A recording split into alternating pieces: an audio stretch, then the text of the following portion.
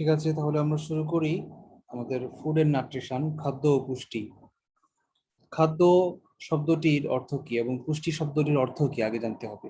যে কোনো অধ্যায় পড়ার আগে আমরা সেই জিনিসটা কি, জিনিসের সংজ্ঞাটা কি, সেটা আগে আমরা চিনবো, তারপর আমরা সেই বিষয়ের বৈশিষ্ট্য এবং অন্যান্য ক্লাসিফিকেশন বা অন্যান্যগুলো পড়বো। খাদ্য কি? এক কথায় যেসব দ্রব্য আমরা খেতে পারি, যেসব পদার্থ জৈব বা অজৈব যেমনই হোক না কেন, যা আমরা ভক্ষণ করতে পারি এবং সেগুলো আমাদের পাকস্থলী দ্বারা হজম হয় এবং আমাদের দেহের উপকারে আসে, কাজে লাগে, সেগুলো হচ্ছে খাদ্য। দেখেন বইয়ের যে সংজ্ঞাটা, বইয়ের সংজ্ঞাতে বলা আছে কি, যে যেসব খাদ্য দেহের, যেসব দ্রব্য দেহের ক্ষয়পূরণ, বৃদ্ধি সাধন, তাপ উৎপাদন, রোগ প্রতিরোধ ইত্যাদি করে থাকে, এগুলো অ্যাকচুয়ালি খাদ্যের সংজ্ঞা না। এগুলো হচ্ছে খাদ্যের কার্যাবলী। খাদ্যের কাজ কি? খাদ্যের কাজ এগুলা, খাদ্যের কাজ হচ্ছে দেহের ক্ষয়পূরণ করবে, দেহকে বড় করবে মানে বৃদ্ধি সাধন করবে, দেহকে তাপ এবং শক্তি উৎপাদন করবে। তাপ এবং শক্তি তো এক কথা না, তাপ আর শক্তি কি এক জিনিস? তাপ ইংরেজি হিট, শক্তি ইংরেজি এনার্জি। কিন্তু তাপের একক জুল, শক্তির একক জুল।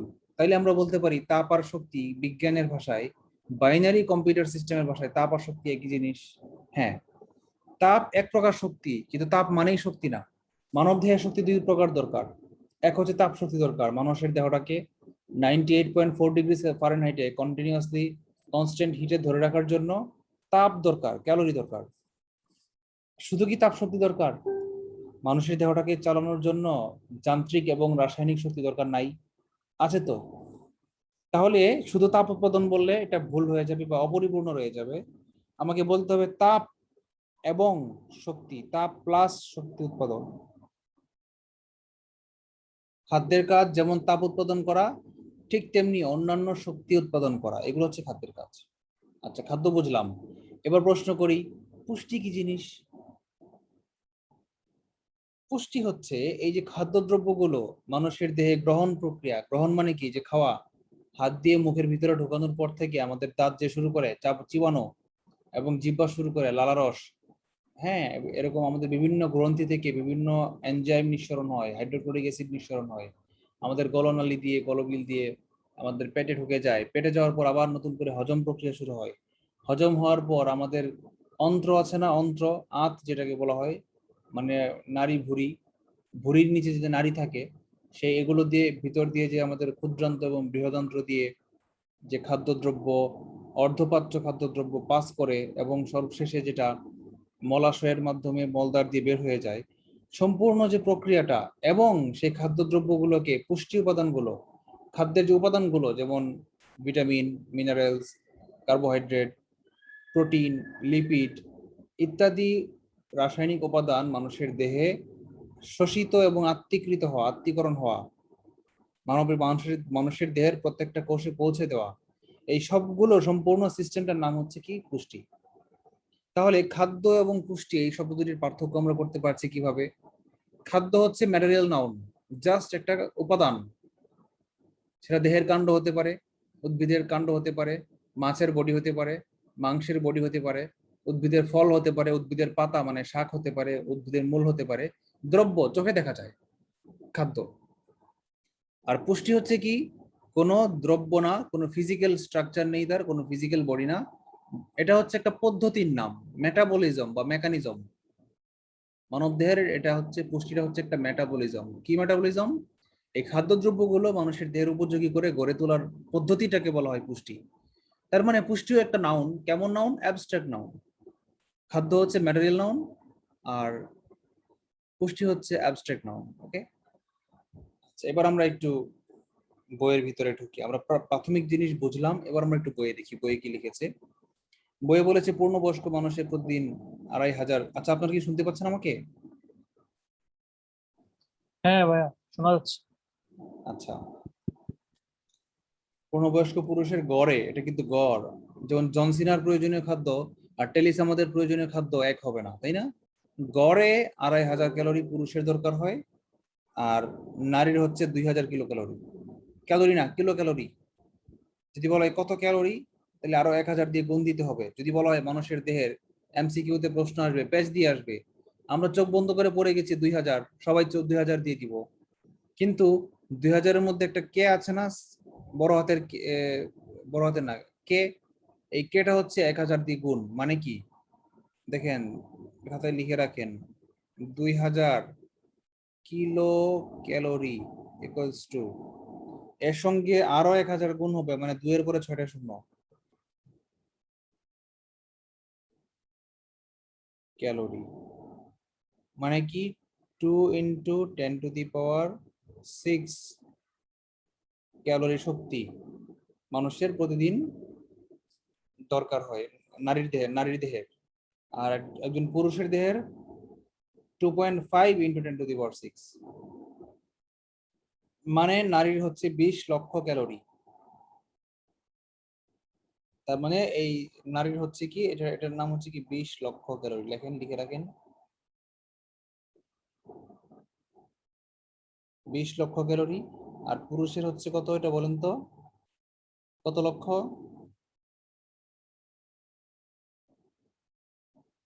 25 লক্ষ ক্যালোরি দরকার হয়। আচ্ছা, খাদ্যকে কয় প্রকারে ভাগ করা হয়েছে দেখেন, এখানে কিন্তু একটু কনফিউজিং ব্যাপার আছে, 3 প্রকার নাকি 6 প্রকার? দেখেন, খাদ্যবস্তুকে 3 ভাগে ভাগ করা হয়েছে, উপাদান অনুযায়ী খাদ্যবস্তুকে 3 ভাগে ভাগ করা হয়েছে, আবার খাদ্যকে 6 ভাগেও ভাগ করা হয়েছে। দেখেন, এই 3টা এবং এই 3টা সব মিলে খাদ্যকে 6 ভাগে ভাগ করা হয়েছে। কিন্তু যদি পরীক্ষায় আসে খাদ্য কয় প্রকার, ধরেন 3 প্রকার অপশনে নাই, অপশনে আছে 6 প্রকার, তাহলে আনসার 6 প্রকারই হবে। যদি 6 প্রকার না থাকে, থাকে 3 প্রকার, তাহলে আনসার 3 প্রকারই হবে। কিন্তু যদি অপশনে 3 প্রকার এবং 6 প্রকার দুটোই থাকে, তখন আনসার কি হবে? দেখেন, একটা কথা বলেছে, খাদ্য 3 প্রকার, খাদ্য উপাদান 6 প্রকার। খাদ্য 3 প্রকার, খাদ্য উপাদান 6 প্রকার। কারো কি কোনো প্রশ্ন আছে এই এই প্রকার ভেদটা নিয়ে? শুধু প্রকারের সংখ্যাগুলো নিয়ে ব্যাখ্যা আমরা পড়ে যাব, খাদ্য উপাদানের প্রকারভেদগুলো কি কি সেটা আমরা পড়ে যাব। আগে জাস্ট সংখ্যাটা বুঝেন, সংখ্যাটা বুঝতে পেরেছেন কিনা, খাদ্য কত প্রকার? 3 প্রকার। আর খাদ্য, আমরা যত ধরনের খাদ্য গ্রহণ করি, তার মধ্যে খাদ্যের উপাদান কয় প্রকার আছে? ক্লিয়ার। কিন্তু আবার কথা আছে, এখানে যদি বলে খাদ্য উপাদান কয় প্রকার, তাহলে নিঃসন্দেহে 6 প্রকার, এখানে আমার কোনো কনফিউশন নাই। কিন্তু যদি বলে খাদ্য কয় প্রকার, তাহলে অপশনে 3 এবং 6 দুইটা থাকলে আমরা আনসারকে 3 দিব অপশন।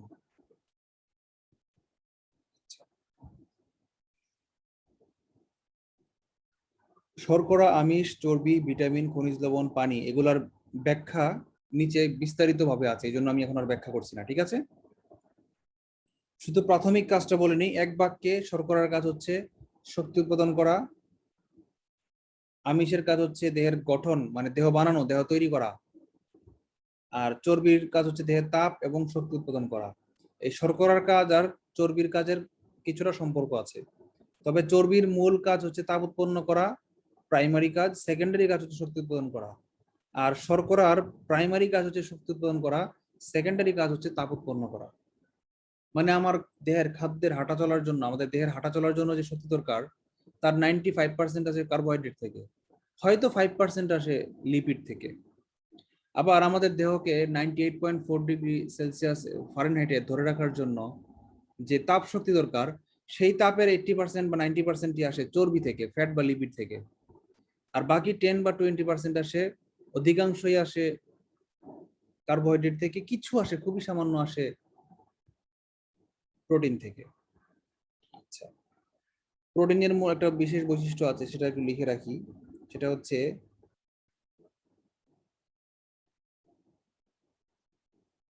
প্রোটিনের কার্যকরী একক কি জানেন? Amino acid. অ্যামাইনো বা অ্যামিনো, সংক্ষেপে লিখি অ্যামিনো অ্যাসিড।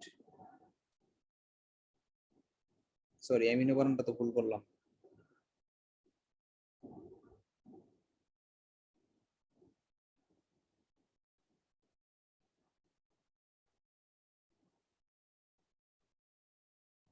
এরকম অ্যামিনো অ্যাসিড, এটা হচ্ছে এ মৌলিক স্বরধ্বনি, আর এটা হচ্ছে এ মৌলিক স্বরধ্বনি, দুটার পার্থক্য আছে না? This is amine, not a. This is amino acid না, this is amino acid, amine, R this is acid না, this is acid. আর এ পার্থক্য আছে নাকি নাই? এ পার্থক্য আছে না? ভাই আছে। আছে। This is amino acid. এটা হচ্ছে প্রোটিনের গাঠনিক একক। এর সংকেত হচ্ছে কি বন্ড CONH ব্র্যাকেট।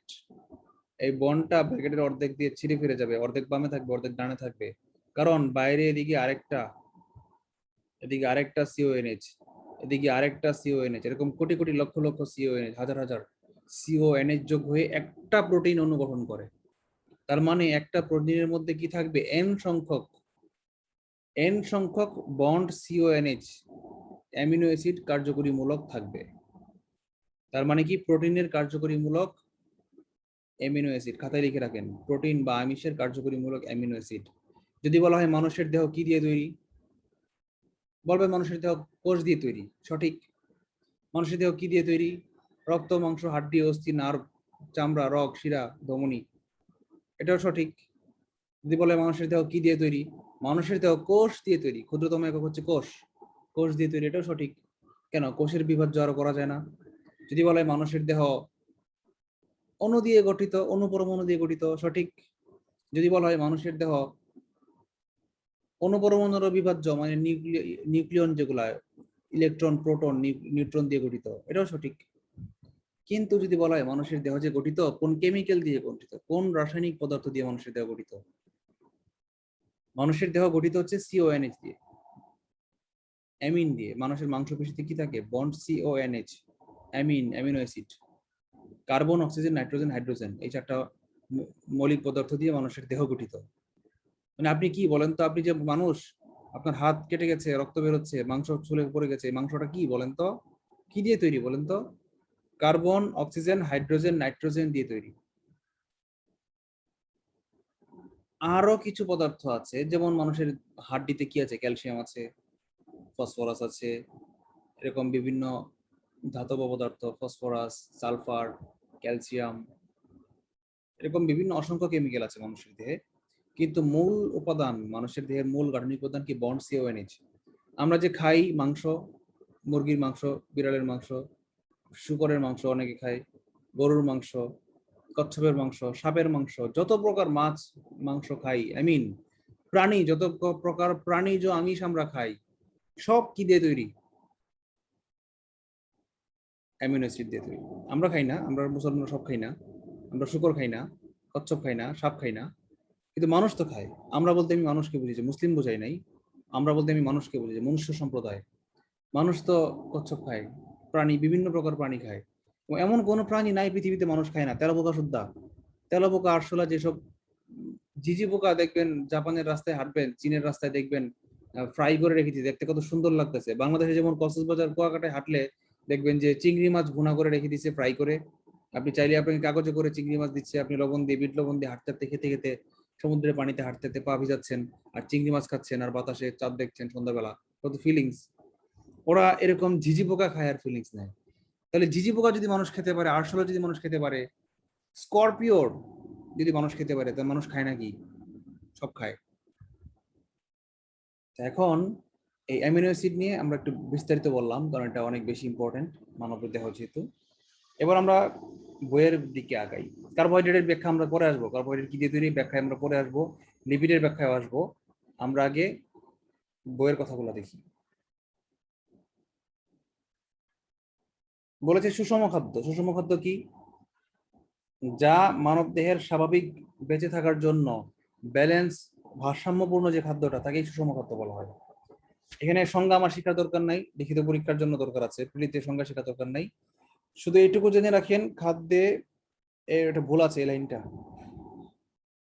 কারেকশন করতে হবে। এটা হবে কি এরকম, আগে শর্করা,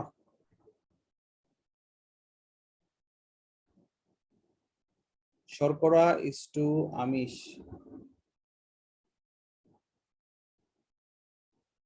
ইস টু চর্বি সমান সমান 4:1:1। মানে আমাকে শর্করা খাইতে হবে সবচেয়ে বেশি, ভাত খাইতে হবে সবচেয়ে বেশি। আর ওই ভাই যে এটা ডাক্তাররা এটা বলে তো না, ভাই বিরাট বড় ভুল করছে ভাই। এটা হ্যাঁ এটা কি মারাত্মক, কথা?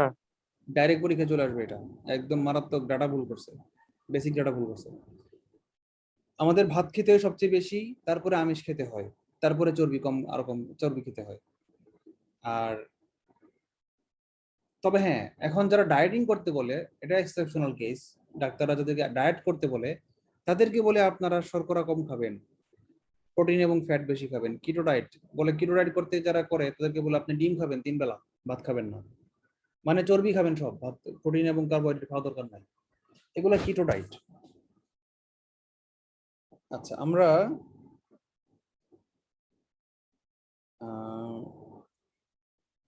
আরেকটু অ্যাডভান্স জিনিস শিখি। দুধ হচ্ছে একটা একক খাদ্য, যে প্রায় সুষম খাদ্য। দুধ এবং ডিম, ডিমের কুসুম আর কি। 100 গ্রাম দুধে প্রায় 5.5 গ্রাম শর্করা, প্রায় 3.5 গ্রাম চর্বি এবং প্রায় 3.5 গ্রাম আমিষ থাকে। একদম হুবহু দশমিক সহ মুখস্থ করার দরকার নাই, আনুমানিক শিখে রাখেন, ঠিক আছে? এবং একমাত্র ভিটামিন সি ছাড়া বাকি প্রায় সব ভিটামিনই দুধে পাওয়া যায়। ভিটামিন এ, ভিটামিন, বিভিন্ন প্রকার ভিটামিন বি, ভিটামিন ডি, হ্যাঁ, খনিজ লবণ এবং পানি, এগুলো সব পাওয়া যায় দুধে। এই জন্য দুধকে বলা হচ্ছে কি সুষম খাদ্য। এই 6টা উপাদানের প্রায় 6টা উপাদানই খাদ্যে পাওয়া যায়। কিন্তু আরেকটা জিনিস ইম্পর্টেন্ট, এই যে পানির পরিমাণটা একটু ইম্পর্টেন্ট, স্টার দিয়ে রাখেন। এটা 88.32, এটা একটা কোন একটা গবেষণার গড় আসছে। সেই কোম্পানিকেই যদি বলেন আবার ওই একই গ্রামে গিয়ে 1 বছর পরে সবগুলো গরুর দুধ নিয়ে বা ছাগলের দুধ নিয়ে ইয়ে করতে, এক্সপেরিমেন্ট চালাইতে কত গ্রাম আসে, তখন দেখবেন এটা 88.32 আসবে না, হয়তো আসবে 88.41। তো কত গ্রাম পানি থাকে এটা আসলে ফিক্স না। গরুর দুধে একরকম, মহিষের দুধে একরকম, খাসির দুধে একরকম, সরি খাসি তো দুধ দেয় না, ছাগির দুধে, ছাগি দুধে একরকম, বিভিন্ন প্রাণীর দুগ্ধে, মনুষ্য দুধে আরেক রকম, বিভিন্ন প্রাণীর দুগ্ধে বিভিন্ন অনুপাতে পানি থাকে। তবে এটাকে আমরা এভাবে শিখে রাখতে পারি যে প্রায় 85 থেকে 90% পানি থাকে, এভাবে শিখে রাখা। ভাই এখানে কি সবগুলো শিখবো?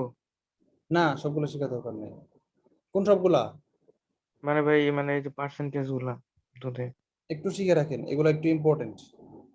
আচ্ছা। শর্করাটা, চর্বিটা, শুধু মনে রাখেন 3.25 গ্রাম, এভাবে মনে রাখেন 3.25 আর 5.5, না 5.5 3.25, এভাবে মনে রাখেন একদম। 0.22 0.25 এবার শেখার দরকার নাই। 3.25 মানে কি? 3.25 মানে হচ্ছে 3.25, আনুমানিক এভাবে শিখে রাখেন 3.25 বা 5.5 আনুমানিক, যেন পরীক্ষা আসলে 4টা অপশন দেখে আমি বলে ফেলতে পারি যে হ্যাঁ কোনটা আমি পড়েছিলাম। 3.25 5.5, শর্করা হচ্ছে 5.5, আর বাকি দুইটা হচ্ছে 3.25। আচ্ছা, এবার আমরা দেখি যে দুধে এক প্রকার শর্করা থাকে, তার নাম হচ্ছে কি ল্যাকটোজ। আমরা বাচ্চাদের দুধ খাওয়াই না ল্যাকটোজেন, এই নামটা কি ল্যাকটোজ থেকে এসেছে। এটা কি ডাইস্যাকারাইড। ডাইস্যাকারাইড কি নিচে আসবো আমরা, মনোস্যাকারাইড, ডাইস্যাকারাইড, পলিস্যাকারাইডের ব্যাখ্যা আমরা শর্করার ব্যাখ্যায় আমরা পড়বো। আচ্ছা, আবার দুধে আমিষ থাকে, সে আমিষের নাম কি? কেসিন, খুব ইম্পর্টেন্ট। আচ্ছা, দুধকে ভাঙে কে? আমাদের পাকস্থলীতে দুধকে হজম করে কে? এটা আমরা পরিপাকতন্ত্র ক্লাসে পড়েছিলাম, তারপরে আবার লিখি।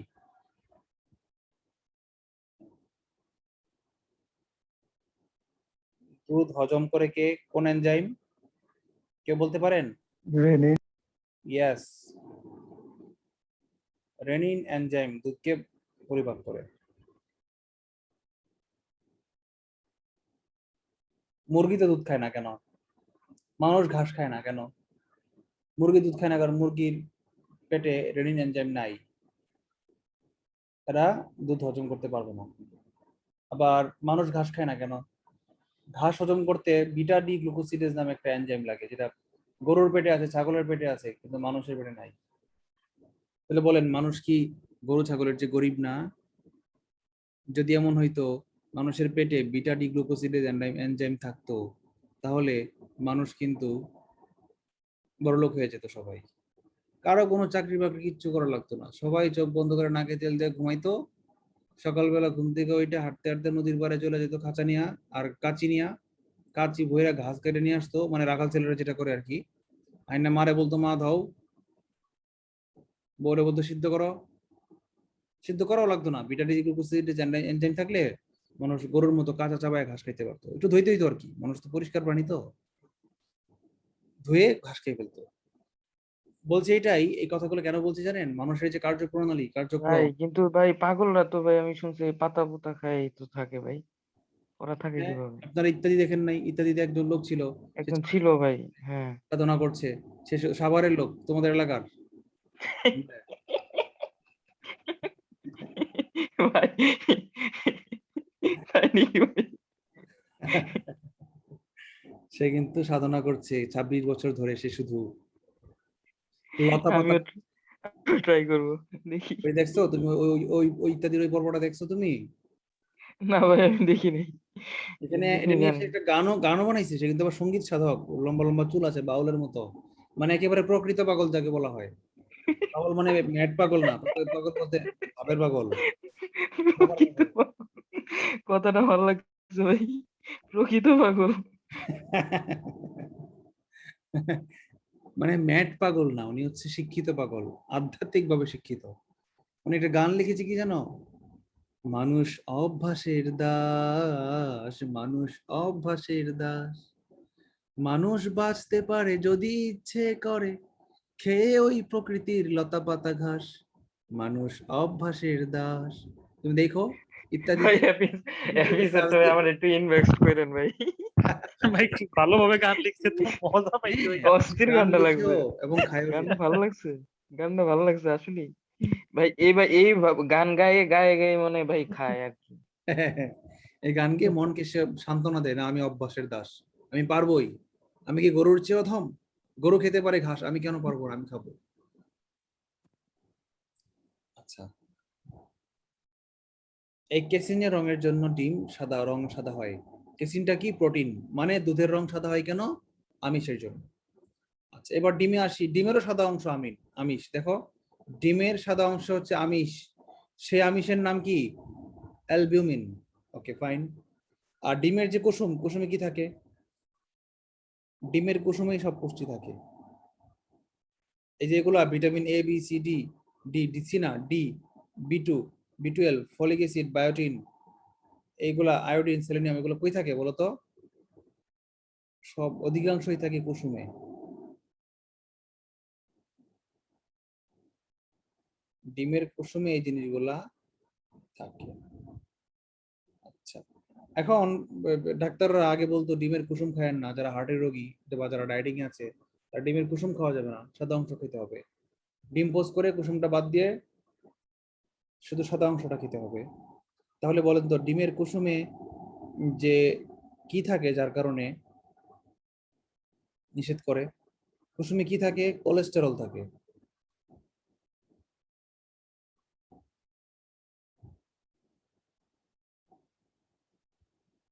আর কি থাকে? ফ্যাট বা ফ্যাটি অ্যাসিড। ফ্যাট থাকে, ফ্যাট। ফ্যাট লিখি পরে ফ্যাটি অ্যাসিড বলতেছি। কিন্তু বিজ্ঞানীরা ইদানিং রিসার্চ করে বের করেছেন, ডিমের কুসুমে যে কোলেস্টেরল বা ফ্যাটটা থাকে, সেটা হচ্ছে ওমেগা 3 ফ্যাটি অ্যাসিড।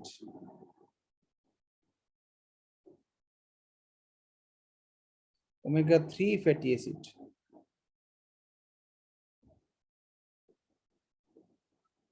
এই ওমেগা 3 ফ্যাটি অ্যাসিডটা হচ্ছে কি জানেন? উপকারী। মানে খুব একদম হার্টের রোগী না হলে তিনি ডিম খেতে পারবেন। ডিম মানুষের, যেমন গরুর মাংস খেলে যেমন বডিতে কোলেস্টেরল জমা হয়, হৃদরোগ হওয়ার ঝুঁকি বেড়ে যায়, বা যে কোনো রেড মিট খেলে, গরুর মাংস বলেন, রেড মিট, খাসির মাংস বলেন, আহ, সব রেড মিট খেলেই কি হৃদরোগের প্রবণতা বাড়ে। ডিমের ক্ষেত্রে বিষয়টা এতটা সিরিয়াস না। ডাক্তাররা বলেছেন লিপিড 2 প্রকার। লিপিড মানে কি? চর্বি জাতীয় খাদ্য। লিপিড মানে কি? মানে বলেছি না, শর্করা, আমিষ আর স্নেহ। লিপিড মানে হচ্ছে স্নেহ জাতীয় খাদ্য, স্নেহ বা চর্বি। 2 প্রকার। কি কি? একটা হচ্ছে এইচডিএল, লেখেন খাতায় লেখেন। আরেকটা হচ্ছে এলডিএল। এই জিনিসগুলো খুব ইম্পর্টেন্ট, কারণ এগুলো মডার্ন সায়েন্স তো, ইদানিং এগুলো বিপিএসসি চেয়ারম্যান স্যাররা খুব বেশি পছন্দ করে।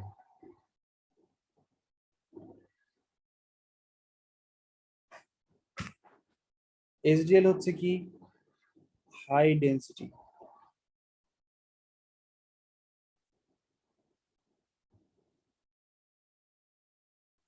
লিপোপ্রোটিন বা লিপিড।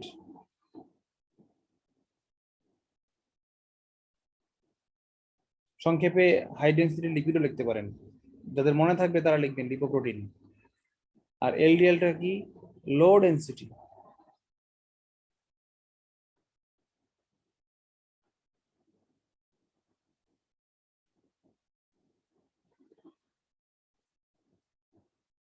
লিপোপ্রোটিন। এইচডিএলটা হচ্ছে কি উপকারী, আর এলডিএলটা হচ্ছে ক্ষতিকর। এই এলডিএলটা আমাদের ফুসফুসে, আমাদের হৃৎপিণ্ডে এবং ধমনীর অন্তর্গাত্রে জমা হয়ে বসে থাকে, বসে আমাদের রক্তনালীগুলোকে সংকুচিত করে ফলে ফলে আমাদের হার্টের ভিতর দিয়ে রক্ত পাস করতে দেয় না, ডিস্টার্ব করে, বাধা দেয়। ঠিক আছে। ডিমে যে কুসুমগুলো থাকে অধিকাংশই এইচডিএল, যার কারণে ডিমের কুসুম খাওয়া উপকারী। ডাক্তাররা ইদানিং বিশ্ব ডিম দিবস আছে, কিন্তু আন্তর্জাতিক ডিম দিবস, মানে ডিম খেতে উৎসাহিত করেছে। আচ্ছা, জাঙ্ক ফুড কি? জাঙ্ক ফুড নিয়ে কথা বলার দরকার নাই। যেসব জিনিসে অধিকাংশ তৈল থাকে এবং শরীরের জন্য ক্ষতিকর পদার্থ থাকে, উপকারী পদার্থ কম থাকে, ভিটামিন কম থাকে, কিন্তু সরাসরি কার্বোহাইড্রেট এবং লিপিড বেশি থাকে, এবং চিনি বেশি থাকে। চিনি এক প্রকার কার্বোহাইড্রেট। এগুলাকে বলা হয় কি? Junk food. জাঙ্ক অর্থ কি জানেন? অপদ্রব্য। জাঙ্ক অর্থ হচ্ছে অপদ্রব্য। জাঙ্ক স্যাটেলাইট নাম শুনেছেন? স্যাটেলাইটকে উৎক্ষেপণ করা হয়েছিল 20 বছর আগে। সে 20 বছর কাজ করার পর সে ঘুরতেছে ঠিকই কক্ষপথে, কিন্তু তার ট্রান্সপন্ডার নষ্ট হয়ে গেছে। সে আর কোনো পৃথিবীতে কোনো সিগন্যাল দিতে পারে না।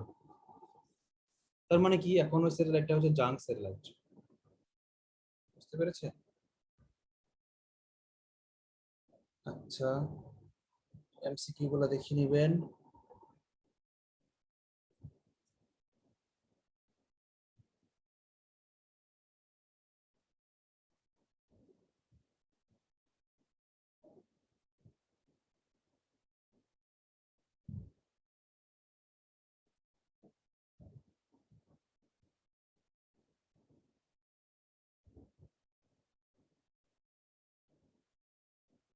এবার আমরা বিভাজনে আসি। ওই যে বলেছিলাম শর্করা, শর্করা, আমিষ এবং স্নেহ, এর বিভাজন আমরা এখন দেখার চেষ্টা করি।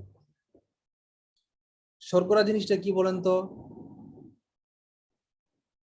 শর্করা হচ্ছে এই কার্বন, হাইড্রোজেন, অক্সিজেন, CH2O। এটা হচ্ছে কি স্থূল সংকেত। আমরা পড়েছি না স্থূল সংকেত এবং আণবিক সংকেতের পার্থক্য? এই CH2O এর n সংখ্যক গুণিতক। প্রোটিন যেমন ছিল বন্ড CONH এর n সংখ্যক গুণিতক, শর্করা হচ্ছে কি, কার্বোহাইড্রেট হচ্ছে কি, CH2O এর n সংখ্যক গুণিতক।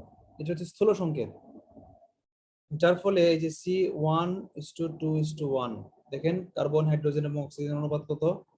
1:2:1। যদি আমরা বলি যে শর্করার একটা রিপিট ইউনিট, এটাকে বলা হয় কি জানেন? রিপিট ইউনিট, মানে পুনরাবৃত্তির একক। যে জিনিসটা বহু সংখ্যক যুক্ত হয়ে একটা বড় পলিমার গঠন করে, তাকেই বলা হয় রিপিট ইউনিট। তো প্রোটিনের রিপিট ইউনিট কে? অ্যামিনো অ্যাসিড, মানে বন্ড CONH। আর কার্বোহাইড্রেটের রিপিট ইউনিট কে? Bond CH2O। কিন্তু এই CH2O টা হচ্ছে কি অনুপাত, স্থূল সংকেত। এটা প্রকৃত অনুপাত কত জানেন? আণবিক সংকেত কত জানেন? C6H12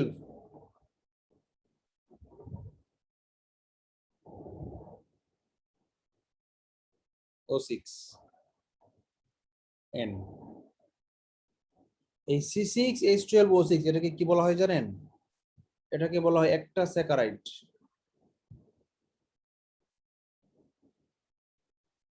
স্যাকারিন নাম শুনেছেন? স্যাকারিন মিষ্টি বানায়, চিনি, আইসক্রিম বানায়। হ্যাঁ ভাই, শুনবো না কেন? বলে সবাই যে স্যাকারিন দেওয়া, স্যাকারিন দেওয়া। হ্যাঁ, খায়ও না, স্যাকারিনদের ক্ষতি হবে, এগুলো বলে। হ্যাঁ। এই C6H12O6 এটাকে বলা হয় কি স্যাকারাইড। এই অসংখ্য বিভিন্ন অনুপাতে যুক্ত হয়ে শর্করা গঠন করে। যখন একটা স্যাকারিন নিজে একটা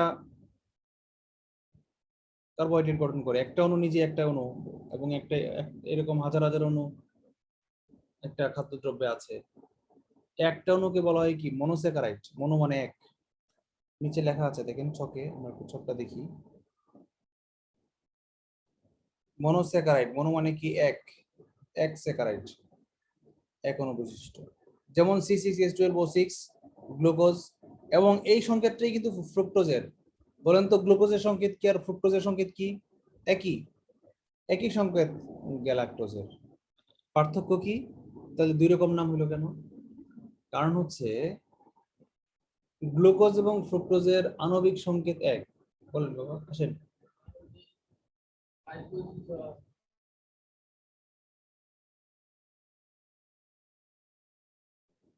গ্লুকোজ এবং ফ্রুক্টোজের আণবিক সংকেত এক, কিন্তু গাঠনিক সংকেত ভিন্ন।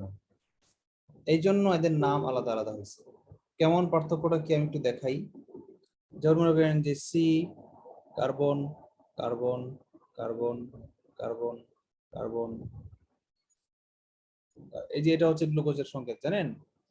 একদিকে এইচ, আরেকদিকে OH, একদিকে OH, আরেকদিকে এইচ, OH, এইচ, এরকম HOH।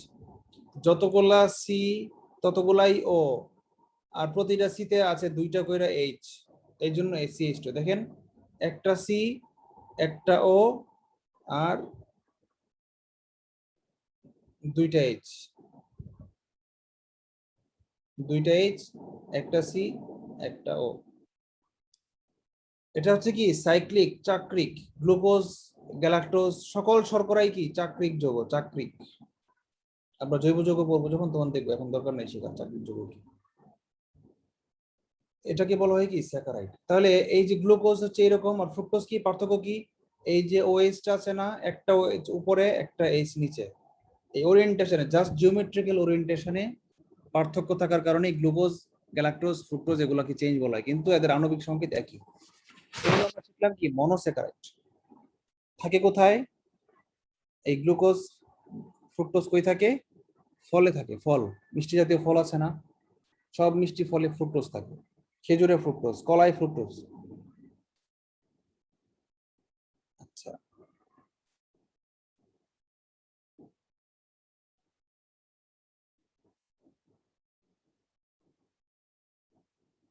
আর দুইটা করে স্যাকারাইড অণু যখন থাকবে তখন তাকে বলা হয় ডাইস্যাকারাইড, আর দুইয়ের অধিক যখন থাকবে তখন তাকে বলবে পলিস্যাকারাইড। ডাইস্যাকারাইডের সংকেতগুলা, এই যে এই নামগুলো একটু শিখে রাখেন, খুব ইম্পর্টেন্ট। উদাহরণগুলা নিচের কোনটি ডাইস্যাকারাইড? Sucrose, lactose, maltose. আর সুক্রোজটা কি, আমরা যে ডাইরেক্ট চিনি খাই না, আমাদের টেবল টেবল সুগার, চায়ের চিনি খাই যে, চায়ের চিনি, এটাকে বলা হয় কি আখের তৈরি চিনি, চায়ের চিনি। চায়ের চিনিতে থাকে কি ডাইরেক্ট সুক্রোজ থাকে। সুক্রোজের সংকেতটা কি বলেন তো? ডাইস্যাকারাইড। তাহলে ডাইস্যাকারাইড এর সংকেতটা কি হবে বলেন তো? ডাবল। গুণ হয়ে যাবে 2 দ্বারা হ্যাঁ, সবগুলা। 2 দিয়ে গুণ হবে, মানে C6 এর জায়গায় হবে কি C12। আমি লিখি C12। H12 ছিল, 12 এর ডাবল কত বলেন? 12 ডাবল 24। কিন্তু না, এখানে আবার একটা কাহিনী আছে। এখানে একটা করে হাইড্রোজেন, দুইটা অণুতে দুইটা স্যাকারাইডে একটা করে হাইড্রোজেন কমে 22 যায়। 22 হয়ে যায় মনে হয় না? হ্যাঁ, দুইটা একটা করে হাইড্রোজেন, এই যে যখন জোড়া হবে,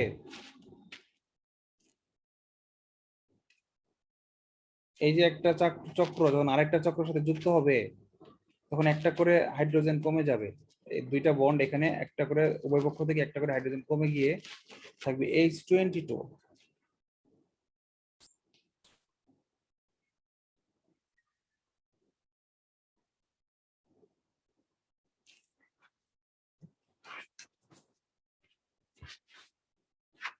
C12, H22, O11।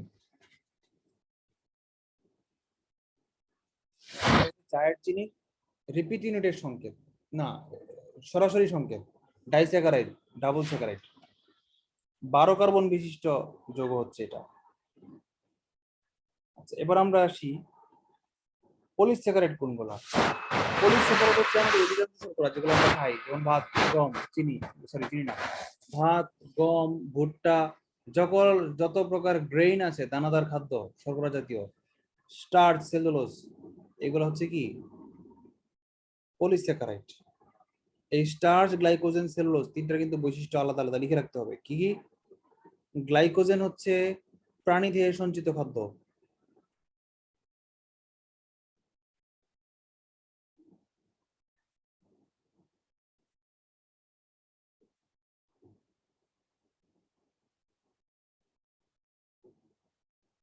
মানুষের দেহ যখন মানুষজন গুহায় আটকে যায়, খাদ্য পায় না, 3 দিন ধরে মানুষ বেঁচে থাকে কিভাবে? ওই গ্লাইকোজেন ভেঙে ভেঙে খাদ্য উৎপাদন করে। অনেকেই মনে করে দেহের ফ্যাট ভেঙে খাদ্য উৎপাদন করে। নো, ফ্যাট ভেঙে যদি খাদ্য উৎপাদন করতো তাহলে মোটা মানুষরা পাহাড়ে আটকে গেলে বেশি দিন বেঁচে থাকতো না, এরকম তো ঘটে না। আচ্ছা, স্টার্চ কি? স্টার্চ হচ্ছে উদ্ভিদের ফল।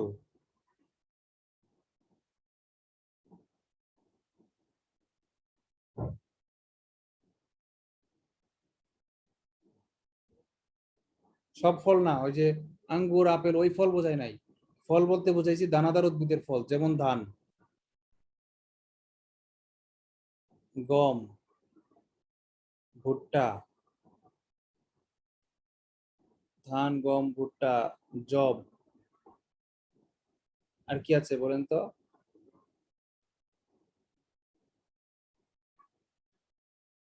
ইত্যাদি। আলু, আলু, আলু। আচ্ছা, আর সেলুলোজ কি বলেন তো?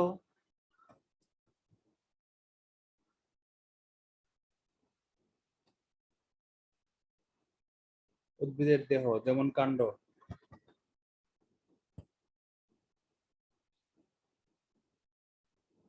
কাণ্ড, পাতা,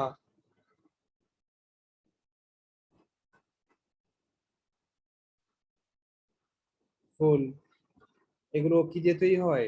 উদ্ভিদের দেহ সেলুলোজ দিয়ে তৈরি হয়।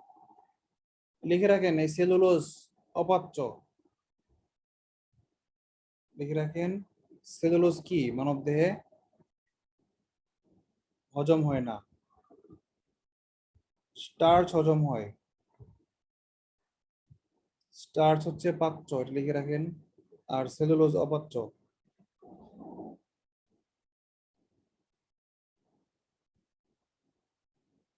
পাচ্য মানে কি? পাচক রস যাকে পচন করতে পারে, মানে পচাইতে পারে, মানে হজম যাও, পচন মানে হচ্ছে হজম। অপাচ্য মানে হজমযোগ্য, পাচ্য মানে হজমযোগ্য, অপাচ্য মানে হচ্ছে হজমযোগ্য নয় জাতা। আচ্ছা, আমরা শর্করার কিছু মাঝখানে কিছু ইম্পর্টেন্ট ডাটা মিস করে গেছি, এগুলো আমরা একটু দেখি।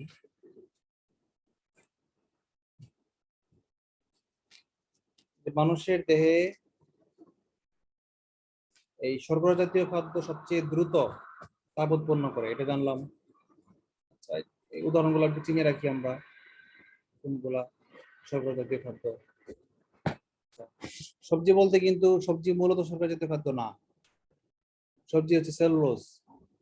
কিন্তু সবজিতে শর্করা থাকে, এমন কোনো খাদ্য নাই যেখানে অ্যাবসলিউটলি বলা যাবে যে সে অ্যাবসলিউটলি প্রোটিন জাতীয় খাদ্য বা অ্যাবসলিউটলি সে ফ্যাট জাতীয় খাদ্য, এরকম পৃথিবীতে কোনো খাদ্য নাই। সব খাদ্যের মধ্যে সব উপাদান আছে। এই যে ভাত, ভাতের মধ্যেও কার্বোহাইড্রেট আছে, ভাতের মধ্যে ফ্যাটও আছে, ভাতের মধ্যে লিপিডও আছে, মিনারেলসও আছে, কিন্তু অন্যগুলা খুব কম পরিমাণে, শর্করাটাই প্রমিনেন্ট, এই জন্য শর্করা জাতীয় খাদ্য বলা হয়। আবার ডালকে বলা হয় কি আমিষ জাতীয় খাদ্য। তার মানে কি ডালে শর্করা নাই? অবশ্যই আছে, ডালেও শর্করা আছে, ফ্যাট আছে, সবই আছে, কিন্তু প্রোটিনের পরিমাণ বেশি বলে ডালকে বলা হয় ডাল আমিষ জাতীয় খাদ্য। আচ্ছা,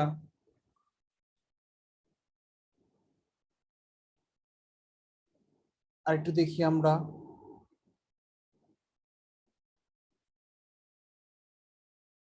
শর্করার চাহিদা প্রতি কেজিতে 4.6 গ্রাম। 1 কেজিকে 4.6 দিয়ে গুণ দিলে পাওয়া যাবে তার কতটুকু ভাত খাওয়া দরকার। যেমন ধরেন রায়হানের ওজন 60 কেজি, তাহলে 4.5 দিয়ে গুণ দিলে হলো 276 গ্রাম। রায়হানের 276 গ্রাম ভাত খাওয়া উচিত প্রতিদিন, শর্করা খাওয়া উচিত। আচ্ছা, এর চেয়েও বেশি ইম্পর্টেন্ট হচ্ছে এটা, মানুষের দেহে যে পরিমাণ ক্যালোরি আসে তার 60 থেকে 70% শর্করা থেকে আসা দরকার। এটা হচ্ছে নর্মাল ব্যালেন্স ডায়েট। কিন্তু যখনই বলা হবে আপনাকে যে কিটো ডায়েটের প্রিন্সিপাল কি জানেন? কিটো ডায়েটের প্রিন্সিপালই হচ্ছে এটা যে আমি খাবো ঠিকই, ক্ষুধা লাগবে খাবো, কিন্তু শর্করা থেকে আমি ক্যালোরি দিব না, এবং আমিষ থেকেও ক্যালোরি দিব না। ক্যালোরি দিব কোত্থেকে? ফ্যাট থেকে। কারণ কি? কারণ ফ্যাটের মধ্যে যে ক্যালোরি আছে তা কম খাবারে হাই ক্যালোরি। ক্যালোরি পরিমাণ যাচ্ছে বডিতে ঠিকই বেশি, কিন্তু খাবার খেতে হচ্ছে কম, এবং ফ্যাট খেলে কি আপনার ক্ষুধা লাগবে না। 1 চামচ ভাতের ওজন যা, একটা ডিমের কুসুমের ওজনও কিন্তু প্রায় তা। কিন্তু একটা ডিম খেলে দেখবেন আপনি 2-3 ঘন্টা টিকে থাকতে পারবেন, ক্ষুধা লাগবে না। কিন্তু 1 চামচ ভাত খেলে আপনার ক্ষুধা লাগবে। একটা ডিম আপনাকে যতক্ষণ পেট ভরায় রাখবে, একটা 1 চামচ ভাত আপনাকে সেটা দিতে পারবে না। এটাই হচ্ছে আমার কিটো ডায়েটের প্রিন্সিপাল।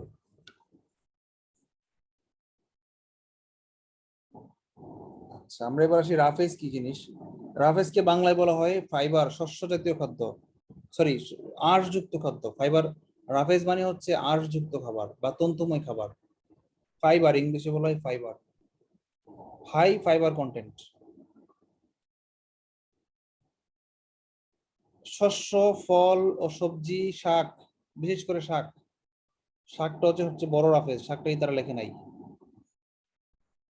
এগুলার যে অংশগুলা হজম হয় না সেগুলাকে বলা হয় রাফেজ। যেমন দেখবেন শাকের কিছু কিছু অংশ থাকে যারা সেলুলোজ থাকে, সেই সেলুলোজ গুলো কিন্তু হজম হয় না। এই জন্য আপনি শাক যখন খাবেন তখন দেখবেন আপনার পেট ভরা থাকবে অনেকক্ষণ। এবং শাকের মধ্যে, এই যে আমাদেরকে বলা হয় যে ডাক্তাররা বলে ভাত কম খাবেন, শাকসবজি বেশি খাবেন, কেন বলে বলেন তো? কারণ শাকসবজিতে আপনার ক্যালোরি কম, কোলেস্টেরল জিরো, কোলেস্টেরল নাই বললেই চলে, ফ্যাট নাই বললেই চলে, এবং শাকের অধিকাংশ অংশ হচ্ছে কি, শাক এবং সবজি, শশা, এগুলার কি অধিকাংশই কি সেলুলোজ থাকে, যার কারণে আপনার এগুলো হজম হয় না। মানে আপনি খাইলেন ঠিকই, পেট ভরলো ঠিকই, কিন্তু খাইলেন হচ্ছে বালি বা মাটি খাইলেন মনে করেন, বাতাস খাইলেন, যেটা আপনার বডিতে ওজন বৃদ্ধিতে কোনো হেল্প করলো না, কিন্তু আপনার পেট ভরা, আপনার কাছে মনে হচ্ছে না আমার তো খাইছি, পেট তো ভরা।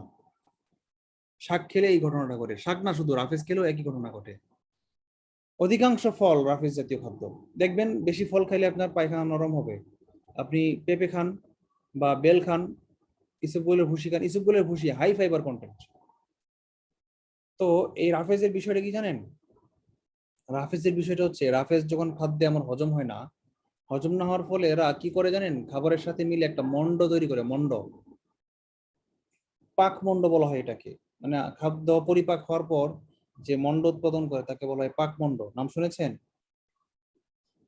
আমাদের যে পায়খানা নালীটা আছে এটা তো এরকম, তাই না? এটার বডির মধ্যে এই সবুজ রঙের দেখেন এরকম রাস্তা আটকে আছে। আপনারা কয়েকদিন আগে একজন ভারতীয় অভিনেত্রী মারা গেল না, সুশান্ত সিং রাজপুত নাকি যেন, নাকি ইরফান খান, কোলন ক্যান্সারে। ওটা হচ্ছে ভাইয়া ইয়ে হচ্ছে আপনার সুশান্ত শুক্লা, এরকম কিছু। হ্যাঁ, কোলন ক্যান্সার।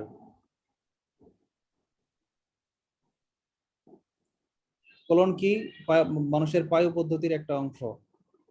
আর রেকটাম ক্যান্সার, রেকটাম কি? মলাশয়, মানে পায়খানা করার আগে আপনার যে জায়গায় পায়খানাটা জমা থাকে সেটাকে বলে রেকটাম। রেকটাম ক্যান্সার, এই কোলন ক্যান্সার এবং রেকটাম ক্যান্সার এই দুইটা কিন্তু পৃথিবীতে একটু বাড়ছে আর কি। আমাদের বেশ কয়েকজন আগে আমাদের 34 ব্যাচের একজন এএসপি পুলিশ ভাই, নামটা বললাম না, ওনার রেকটাম ক্যান্সার হয়েছিল এবং অপারেশন হয়েছিল। So very careful young man, আপনারা সবাই কেয়ারফুল, ঠিক আছে? এই জন্য আপনাদের কি করতে হবে জানেন? রেকটাম এবং কোলন ক্যান্সার থেকে এবং পেট ক্লিয়ার রাখার জন্য, অ্যাসিডিটি থেকে বাঁচতে হইলে আপনাদেরকে প্রচুর, এবং কোলেস্টেরল থেকে বাঁচতে হইলে, হৃদরোগ থেকে বাঁচতে হলে, এই কোলেস্টেরল বা এই অতিরিক্ত কার্বোহাইড্রেট আমাদের কিসের কারণ জানেন? একই সঙ্গে আপনার ওজন বাড়াবে, একই সঙ্গে আপনাকে বডিতে কোলেস্টেরল জমা করবে, একই সঙ্গে আপনার হৃদরোগ হবে, আপনার ডায়াবেটিস হবে, আপনার হাই প্রেশার হবে, হাইপারটেনশন, এক কথায় মানুষের দেহকে সব দিক থেকে ক্ষতি করে কে জানেন? এই ক্যালোরি, অতিরিক্ত চর্বি এবং অতিরিক্ত ফ্যাট, অতিরিক্ত কার্বোহাইড্রেট, কোলেস্টেরল, এগুলো এলডিএল, এইগুলো আমাদেরকে ক্ষতি করে। এগুলো নেই এমন খাবার আমাকে খেতে হবে, এগুলো নেই। তার মানে কি শুধু আমিষ খেয়ে বাঁচবো স্যার? না না, শুধু আমিষ না তো, শাক কি আমিষ? শাক তো আমিষ না, শাকে তো আমিষ মানে সব মিলিয়ে। ভাই আঁশযুক্ত খাবার আর কি। আমি বলেছি আঁশযুক্ত খাবার হচ্ছে একমাত্র সমাধান, যে সব রোগের এক ওষুধ হচ্ছে এক ঔষধ আছে, আঁশযুক্ত হ্যাঁ। খাবার। ঠিক আছে, আপনি ডিম খেয়ে ভাত অ্যাভয়েড করতে পারবেন না বেশিক্ষণ, ডিমেও কোলেস্টেরল থাকে এবং হাই ক্যালোরি থাকে। কিন্তু আপনি যদি ডিম না খেয়ে সকালবেলা উঠে প্রচুর পরিমাণ সবজি খেয়ে ফেলেন, শাক খেয়ে ফেলেন, শাক সবজি খেয়ে পেট ভরায় ফেলছেন মনে করেন, আপনার ক্ষুধা লাগবে না ঠিকই, আবার বডিতে বাড়তি ক্যালোরিও যাবে না। ভাই আপনার এটা ভাই একদমই সত্যি কথা ভাই, যে ভাই যখন ভাই ওই ঈদের সময় হয়, ঈদের সময় যখন ভাই খায় সারাদিনই তো ভাই মাংসের উপরই থাকি, মানে আপনার প্রথম পুরো এক সপ্তাহ মাংসের উপর পুরা, হ্যাঁ, অন্য কিছু না। তখন কিন্তু ভাই টয়লেটে একটু প্রবলেম হয়।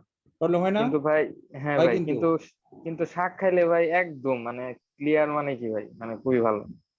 খুবই ভালো খুব লাগে। clear। আচ্ছা, মানে এবং ফিলিংসটাই অন্যরকম। ফিলই পাওয়া যায় না কোনো। ভাই পুরাই মানে ভোগে নয়, just, ত্যাগেই প্রকৃত সুখ। হ্যাঁ এইটি ত্যাগেই আসলে। প্রকৃত সুখ। এবং ত্যাগের প্রকৃত সুখটা পাওয়া যাবে যদি আপনি ত্যাগের আগে ভোগ করেন শাক।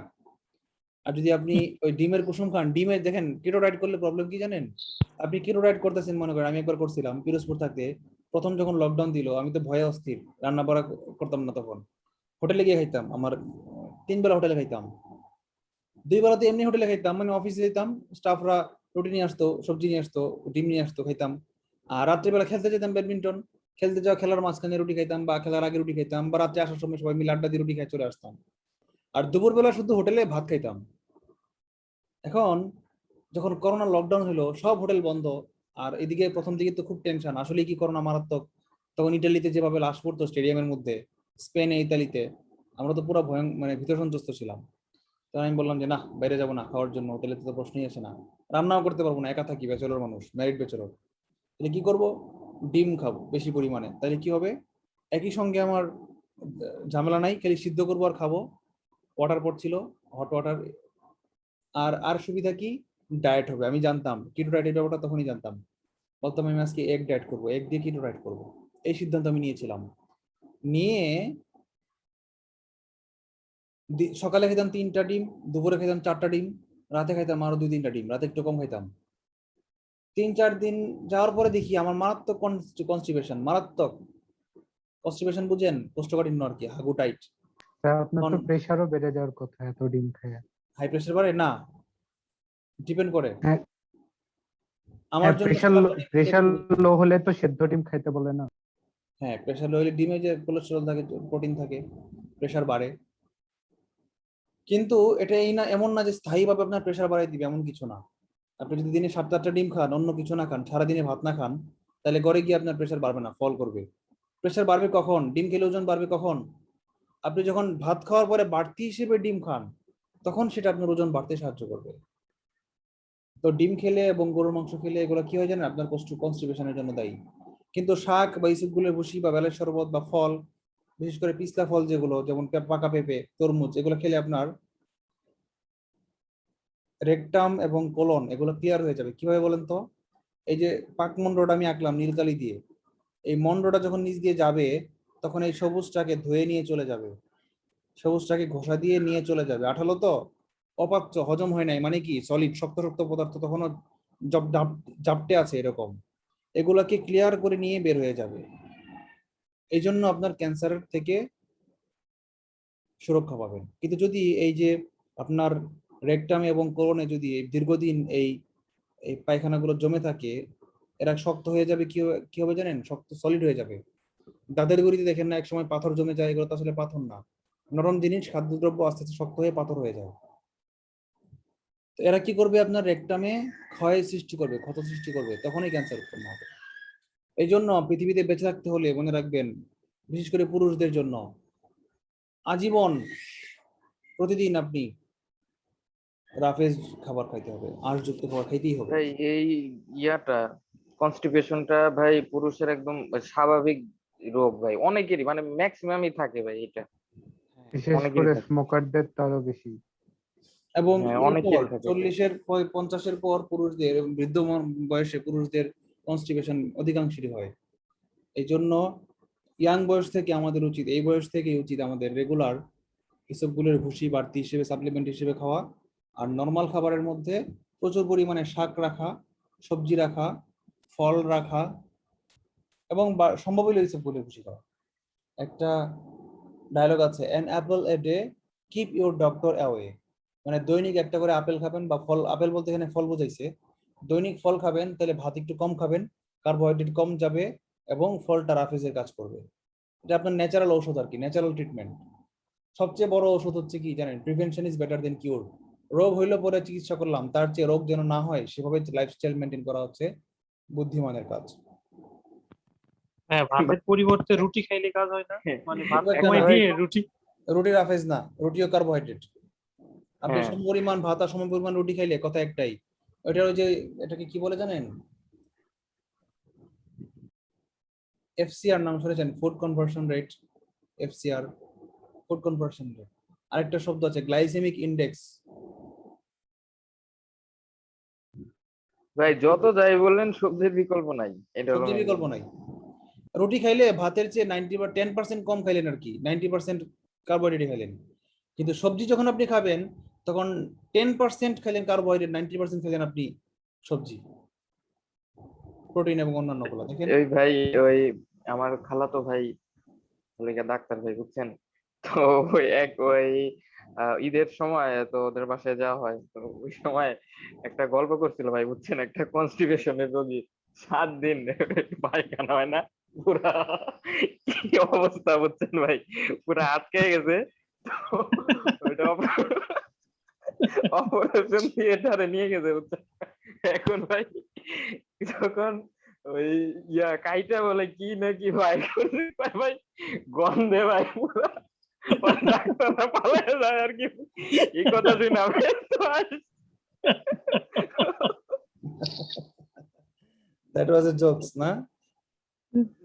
হ্যাভি ভাই, হ্যাভি। একটু জোকস জোকস হয়ে গেল। ওহ, আচ্ছা, নো প্রবলেম।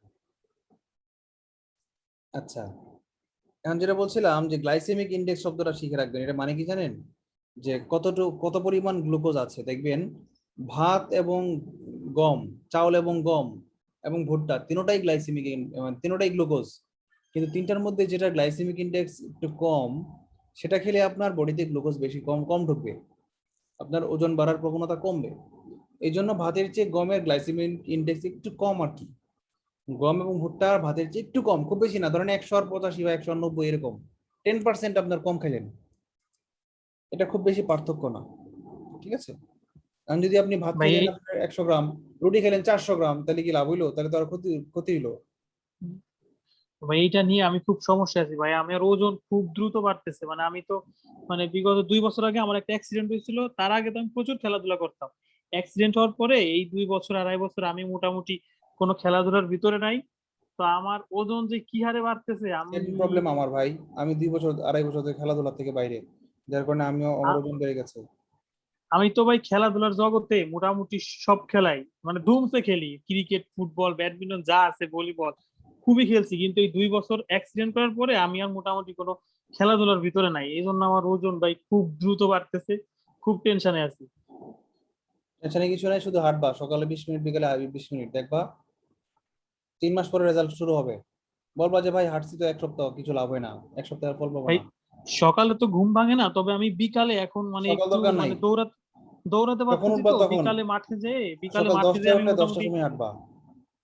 আচ্ছা বিকালে দৌড়াচ্ছি ভাই হালকা হালকা করে, আমি মোটামুটি দৌড়াচ্ছি 20-25 মিনিট কিছুদিন দৌড়ালে তো যাবত। কথাই নাই, দৌড়ালে তো কথাই নাই।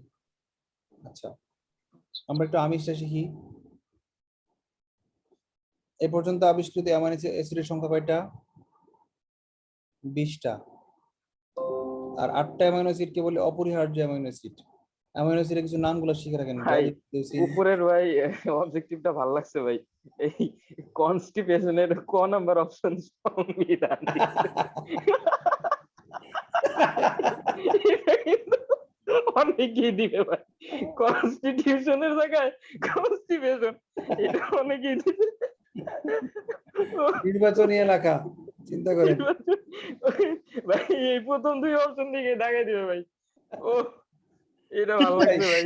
কি একটা মোটামুটি মানে কি ট্রিকি একটা কোশ্চেন করছে মানে কি কিন্তু মানে ভাই বুঝতেই পারবে না। অস্থির। অনেকেই ওই যে কনস্টিটিউশন, এই টিউশন দেখে এই এই কনস্টিপে এই পি এর জায়গায় যদি টিউ খেয়াল না করে তো চোখ বন্ধ করে কনস্টিটিউশন দিয়ে আসবে আর কি, সংবিধান দিয়ে আসবে। ভাই এর জন্য ভাই অপশনটা কোন নম্বরে দিচ্ছে, যার খুব তাড়াতাড়ি কি অপশন দাগাই দিবে চাষ করে ভাই সংবিধান দিয়ে দিবে। আচ্ছা জোকস হয়ে গেল। হ্যাঁ আজকে জোকস বলা হয় নাই, জোকস হয়ে গেল। আমার নানা একটা জোকস বলতো, ছন্দ বলতো, বলতো যে মাংস খেলে মাংস বাড়ে দুধে বাড়ায় বল। এ ভাই শাকে বারে মল এরকম আর জানি কি কিছু কিছু ছিল ভাই, তবে শাকে বারে মল এটা ছিল ভাই। 3 নম্বর লাইনটা মনে নাই, লাস্টের লাইনটা ছিল শাকে বাড়ায় মল, শাক খেলে পায়খানা ক্লিয়ার হবে এটা বলছে।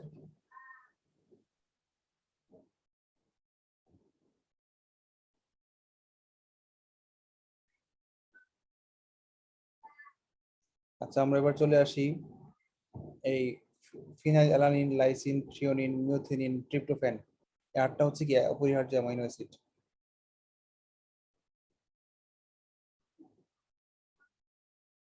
আচ্ছা আমরা আমিষের কিছু বাড়তি জিনিস শিখি, আমিষের অভাবে কি কি রোগ হয়। এই ছকটা শিখবেন না, শুধু ডালটা শিখে রাখেন। মসুরের ডালে 25 গ্রাম আমিষ থাকে, গরুর মাংসে 26 গ্রাম আমিষ থাকে, এই জন্য ডালকে গরিবের মাংস বলা হয়, বুঝছেন। আচ্ছা ডিমে 12 গ্রাম আমিষ থাকে, সয়াবিনে হিউজ পরিমাণে আমিষ থাকে, এই জন্য সয়াবিন তেল খাওয়া নিষেধ, একদম নিষেধ। সরিষার তেল দিয়ে ডিম ভাজি খাবেন, তরকারি রান্না করবেন সরিষার তেল দিয়ে, আরো ভালো হয় অলিভ অয়েল দিয়ে, অলিভ অয়েল অনেক কস্টলি, এই জন্য সরিষার তেল দিয়ে করবেন। ভাই কি শুনতেছেন? হ্যাঁ শুনতেছি, বলো। আর ভাই আপনার সাথে যে ভাই কোর্স গুলা করি ভাই এত ইন্টারেস্টিং, মানে এত মজা লাগে। এবং ভাই বেশি আরো কি ভাই মজা লাগে জানেন, এই যে ভাই আমাদের যে মাঝখানে কনভারসেশনে যে ভাই একটু একটু জোকস হয় ভাই, বুঝছেন। যখন ভাই পরবর্তীতে ওই রেকর্ড দেখে ভাই যখন নোট করি, তখন ভাই এই মোমেন্ট গুলা এত হাসি লাগে ভাই, নিজে নিজে নিজে নিজে ভাই, তখন ভাই এই কথাগুলো শুনে ভাই হাসি ভাই। ভাই ওই বিশ্বাস করেন তখন না আমি ভিডিও টানি না, মানে তখন কি কথা হয়েছে মানে আমি এই কথাগুলো শুনি, এবং যেই কথাগুলো শুনি একটু কেমন কথা বলছিলাম। ভাই ওই সেদিন ভাই রেকর্ড একটা ওই যে তাসলিমা আপুর একটা ভিডিও ছিল না ভাই, ওই রেকর্ড এত হাসছি ভাই, রেকর্ডটা করার সময় মানে তোলার সময় ভাই অনেকক্ষণ আচ্ছা হাসছিলাম। কোনটা? ওই যে ভাই ওই আটকে গেছিল ভাই ও এই আচ্ছা, ওই যে তুমি যে তাসলিমা আপুকে মানে খোঁজাই দিছিলা, হ্যাঁ বলছিলা ভাই, তাসলিমা আপু কেমন আছেন, তাই না, কি জানি বলছিলা। হ্যাঁ ভাই ওইখানে ওই দিন নিয়ে ওইটা রেকর্ড শোনার পর ভাই আমি হাসতে হাসতে ভাই ওই দিনকে, উফ এই ওই দিন মোমেন্ট গুলো আমরা ভাই আসলে ওই দিন আমরা সারা সবাই জীবন মনে থাকবে। মনে থাকবে, মানে কি যখন তোমার চাকরি হয়ে যাবে না দেখবে এই জিনিসগুলোই মনে পড়বে। আমারও এখন মনে পড়ে যে চাকরি হওয়ার আগে কোচিং লাইফে আমরা কি করতাম, এগুলো এখনো মনে পড়ে, বুঝছো, এগুলো লাইফের স্মৃতি।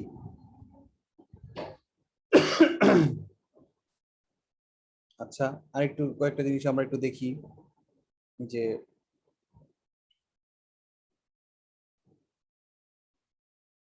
আমিষ 2 প্রকার, প্রাণীজ এবং উদ্ভিজ্জ। যেগুলো প্রাণী থেকে আসে সেগুলো প্রাণীজ, এবং এই যে দুধ থেকে যেগুলো আসে সেগুলো প্রাণীজ। আর বিভিন্ন তেল বীজ এবং বীজ উপাদান বা ডাল থেকে যেগুলো আসে সেগুলো হচ্ছে প্রাণীজ আমিষ। খেসারির ডালে এই উপাদানটা দরকার নাই, খেসারির ডাল খেলে ল্যাথাইরিজম রোগ হয়, এটা মনে রাখবেন। খেসারির ডাল অতিরিক্ত খেলে ল্যাথাইরিজম রোগ হয়। আচ্ছা এখানে এই ছকের সবগুলো শেখার দরকার নাই, শুধু গরুর মাংস, মসুরের ডাল, ডিম, এই 3টা শিখে রাখেন। দুধটা তো আমরা আগে শিখেছি।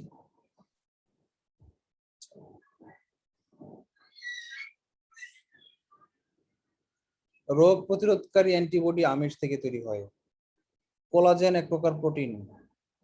আচ্ছা আমিষের অভাবে শিশুদের এই 2টা রোগ খুব ইম্পর্টেন্ট, কোয়াশিওরকর এবং মেরাসমাস। কোয়াশিওরকর এবং মেরাসমাস এই 2টা রোগ হয় আমিষের অভাবে। আচ্ছা, কোয়াশিওরকর এবং মেরাসমাস রোগের দুইটা একই মানে অনেকটা একই রকম, লক্ষণ অনেকটা একই রকম। আমরা দুইটা কোয়াশিওরকরের রোগী মেরাসমাস মেরাসমাস হচ্ছে মনে করো আমাদের উজ্জ্বলের চেহারাটা দেখছো কি ভয়ঙ্কর হয়ে গেছে, আর কোয়াশিওরকর হয়েছে আমাদের রায়হানের। কেমন লাগতেছে তোমাদেরকে বলো তো এই রোগে আক্রান্ত হওয়ার পর? রায়হান ভাই আপনার চেহারা বেশি ভালো লাগতেছে। হ্যাঁ, রায়হানটা বেশি ভয়ঙ্কর লাগতেছে, একদম ডেড মনে হচ্ছে। পেশি, চামড়া, চুল, ডায়রিয়া, পেট, এগুলো লক্ষণ। আর এদেরও একই, চামড়া খসখসে হয়, অস্থি চর্মসার হয়, ওজন হ্রাস পায়। এই দুইটা রোগের নাম আমরা শিখে রাখবো, বৈশিষ্ট্যগুলো এত ডিপে শেখা দরকার নাই, হালকা রিডিং করে রাখবো। কিন্তু নাম দুইটা খুব ইম্পর্টেন্টলি শিখে রাখবো। আচ্ছা, প্রোটিন গেল, এবার আমরা লিপিড সম্পর্কে শিখি। লিপিড যেন কি? চর্বি বা স্নেহ জাতীয় পদার্থ। স্নেহকে আবার দুই ভাগে ভাগ করা হয়, একটা হচ্ছে লিপিডকে দুই ভাগে ভাগ করা হয়, একটা হচ্ছে ফ্যাট এবং অয়েল। ফ্যাট এবং অয়েল কি বলেন তো? যাদের উপাদান একই, উপাদানগত কোনো পার্থক্য নাই, যারা স্বাভাবিক তাপমাত্রায় কঠিন তাদেরকে বলা হয় ফ্যাট, আর যারা স্বাভাবিক তাপমাত্রায় লিকুইড তাদেরকে বলা হয় অয়েল। যেমন দেখেন নারিকেল তেল, শীতকালে নারিকেল তেল কঠিন পদার্থ, গ্রীষ্মকালে নারিকেল তেল তরল পদার্থ, কিন্তু এদের কেমিক্যাল স্ট্রাকচার কি কোনো পার্থক্য আছে? নেই, একই জিনিস। আচ্ছা,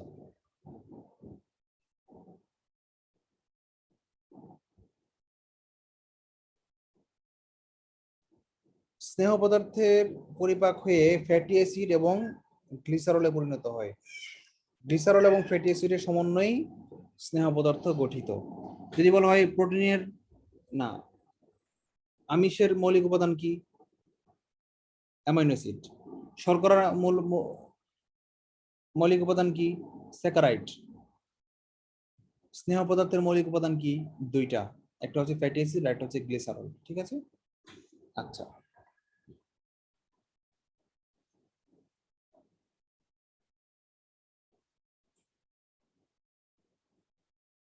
যে সকল ফ্যাটি অ্যাসিড আবার দুই প্রকার, সম্পৃক্ত এবং অসম্পৃক্ত। এটা আমরা জৈব যৌগ অধ্যায় পড়বো। সম্পৃক্ত অসম্পৃক্ত কি? ওই যে দ্বিবন্ধন ত্রিবন্ধন মনে আছে? ত্রিবন্ধনকে বলা হয় সম্পৃক্ত, আর এক বন্ধন বা দ্বিবন্ধনকে বলে অসম্পৃক্ত। এগুলো আমার মুখস্থ এখন করা দরকার নাই, শুধু এইটুকু বলি উদ্ভিজ্জ ফ্যাটি অ্যাসিড গুলা কি? যেমন সয়াবিন, সরিষা, তিল, ভুট্টা, নারিকেল, মাছের তেল, এগুলা কি আমাদের উপকারী। আর সম্পৃক্ত গুলা এগুলা ক্ষতিকর, এবং এরা কি করে? ওজন বাড়তে বেশি ভূমিকা রাখে, যেমন মাংস, দুধ, ঘি, মাখন, পনির, ডালডা, ডিমের কুসুম, বাদাম, চকলেট, এরা। আচ্ছা, একটা জিনিস মনে রাখবেন, স্নেহ জাতীয় পদার্থ তেলে দ্রবণীয় কিন্তু পানিতে অদ্রবণীয়। আচ্ছা, স্নেহ মানেই তো তেল, তাই না? স্নেহ মানেই কিন্তু তেল, তো স্নেহের মধ্যে স্নেহ দ্রবণীত হয়, কিন্তু পানিতে স্নেহ কি? অদ্রবণীয়। আচ্ছা, আরেকটা জিনিস আছে, আমাদের ভিটামিন গুলাকে দুই ভাগে ভাগ করা যায়। ভিটামিন একটা হচ্ছে ফ্যাট সলিউবল, আর একটা হচ্ছে কি? Water soluble. চর্বিতে দ্রবণীয় যেটা, এটাকে বলা হয় কি? ফ্যাট সলিউবল, ADE কে। এটাকে সংক্ষেপে কি আমি কিভাবে মনে রাখি জানেন? এই দেখ চর্বি, মনে করেন আপনার সামনে দিয়ে একটা মোটা বাচ্চা যাচ্ছে, চর্বি বহুল, শরীরে অনেক চর্বি, আর আপনি ভালো ভাই। বাচ্চাটাকে যদি আপনি খেপাইতে যান, কি বলবেন? এই দেখ চর্বি। এই দেখ মানে কি বলেন তো? এ দেখ, ADE কে, এ দেখ। এটা হচ্ছে কি? চর্বিতে দ্রবণীয়। আর পানিতে দ্রবণীয় বাকি দুইটা কে কে? ভিটামিন বি আর সি, তাই না? এই দুইটা হচ্ছে কি? Water soluble. আমরা লেবুর শরবত খাই। হ্যাঁ, লেবু দিয়ে শরবত খাই, মনে রাখবেন। শরবতে কিন্তু লেবু কি? দ্রবীভূত হয়ে যায়। ভিটামিন বি, ভাতের মার কি? দ্রবীভূত হয়ে গেছে পুরোপুরি। কিন্তু ভিটামিন ADE কে, এরা কি? দ্রবীভূত হয় না। আপনি গাজর পানিতে দ্রবীভূত হয়? হয় না। আচ্ছা, চর্বির দরকার আছে এবং মানুষের দেহে, কেন বলেন তো? চর্বি মানুষের দেহে এই যে ত্বক এবং চুল এবং প্রজনন ক্ষমতা, যৌন শক্তি, এই চারটা জিনিসের জন্য স্নেহ জাতীয় পদার্থ ইম্পর্টেন্ট। কি কি? একটা হচ্ছে ত্বক মানে চামড়া, ত্বকের যে চাকচিক্য বা গ্ল্যামার, গ্লেজ, এটা ঠিক থাকবে। ত্বক, চুল, দেহের তাপ উৎপাদন, এই যে চর্মরোগ দেখেন এটা কিন্তু ত্বকের মধ্যেই পড়ছে, ঠিক আছে, এবং প্রজনন ক্ষমতা, এই সবগুলোর জন্য ইম্পর্টেন্ট। অতিরিক্ত ফ্যাট প্রজনন ক্ষমতা ধ্বংস করে, আবার একদম লো ফ্যাট আপনার প্রজনন ক্ষমতা ধ্বংস করবে। মডারেট মডারেট অ্যামাউন্টে থাকতে হবে। এই সবগুলো কাজের জন্য স্নেহ পদার্থ ইম্পর্টেন্ট।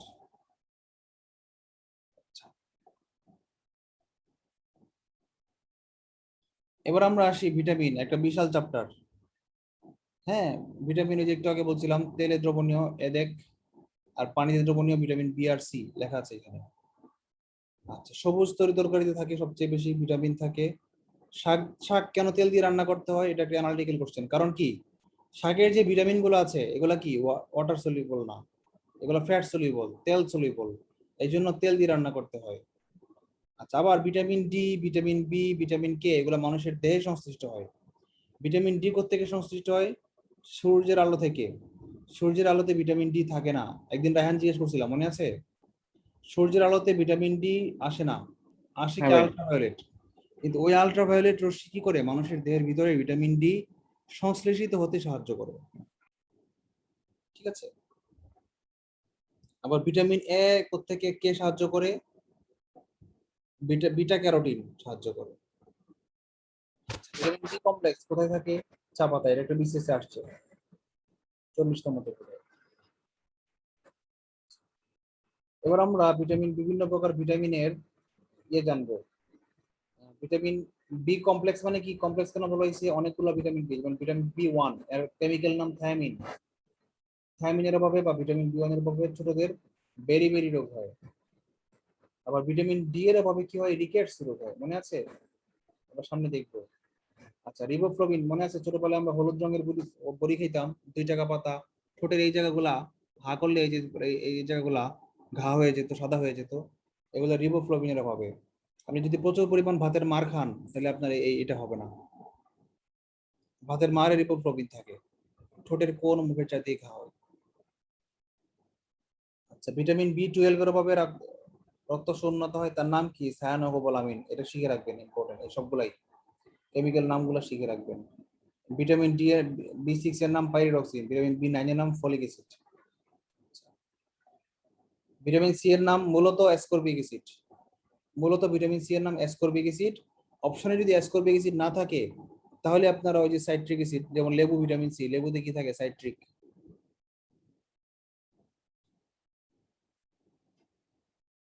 অ্যাসিড থাকে। আবার এই যে কমলা লেবু, জাম্বুরা, এগুলাতে কি টক জাতীয় খাবার, সাইট্রাস, টক জাতীয় খাবারে ভিটামিন সি থাকে।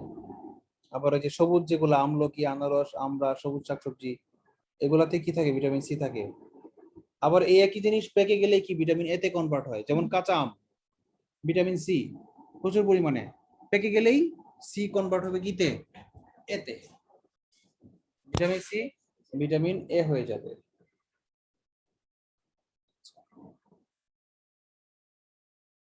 ভিটামিন সি এর আরেকটা বিশেষ বৈশিষ্ট্য কি আছে? ভিটামিন সি এর অভাবে স্কারবি রোগ হয়, ইম্পর্টেন্ট, খুবই ইম্পর্টেন্ট। এটা স্কারবি রোগটা কেমন?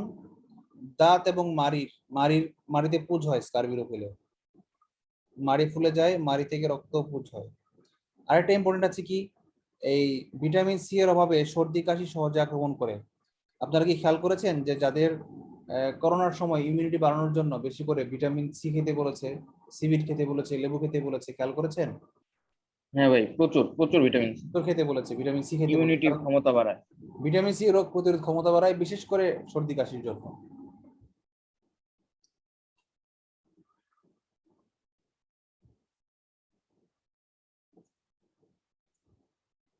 আরেকটা ব্যাপার আছে, প্রেগনেন্ট মহিলাদেরকে ভিটামিন সি খাইতে বলে কেন বলেন তো? আচার খাইতে বলে কেন বলেন তো? কারণ হচ্ছে আচারে ভিটামিন সি থাকে, টক জাতীয় খাবার খেতে বলে। আর এই ভিটামিন সি ফিটাসকে দ্রুত গঠন করতে এবং বৃদ্ধি করতে সাহায্য করে। ফিটাস বুঝেন? ভ্রূণ বুঝেন? ভ্রূণ মানে গর্ভের যে শিশুটা, শিশু হওয়ার আগ পর্যন্ত, মানুষে পরিণত হওয়ার আগ পর্যন্ত যে একটা মানে কি বলে এটাকে, শুক্রাণু এবং ডিম্বাণু মিলনের ফলে যে জাইগোট উৎপন্ন হয়, ওই জাইগোটের যে অপরিপক্ক অবস্থাটা এটাকে বলা হয় ফিটাস। বাচ্চা হওয়ার মানে মানব দেহে মানুষ বলার আগের যে রক্তপিণ্ডটা এটাকে বলা হয় ফিটাস। তো এটা বৃদ্ধি পায় দ্রুত কি জন্য? ভিটামিন সি খাইলে।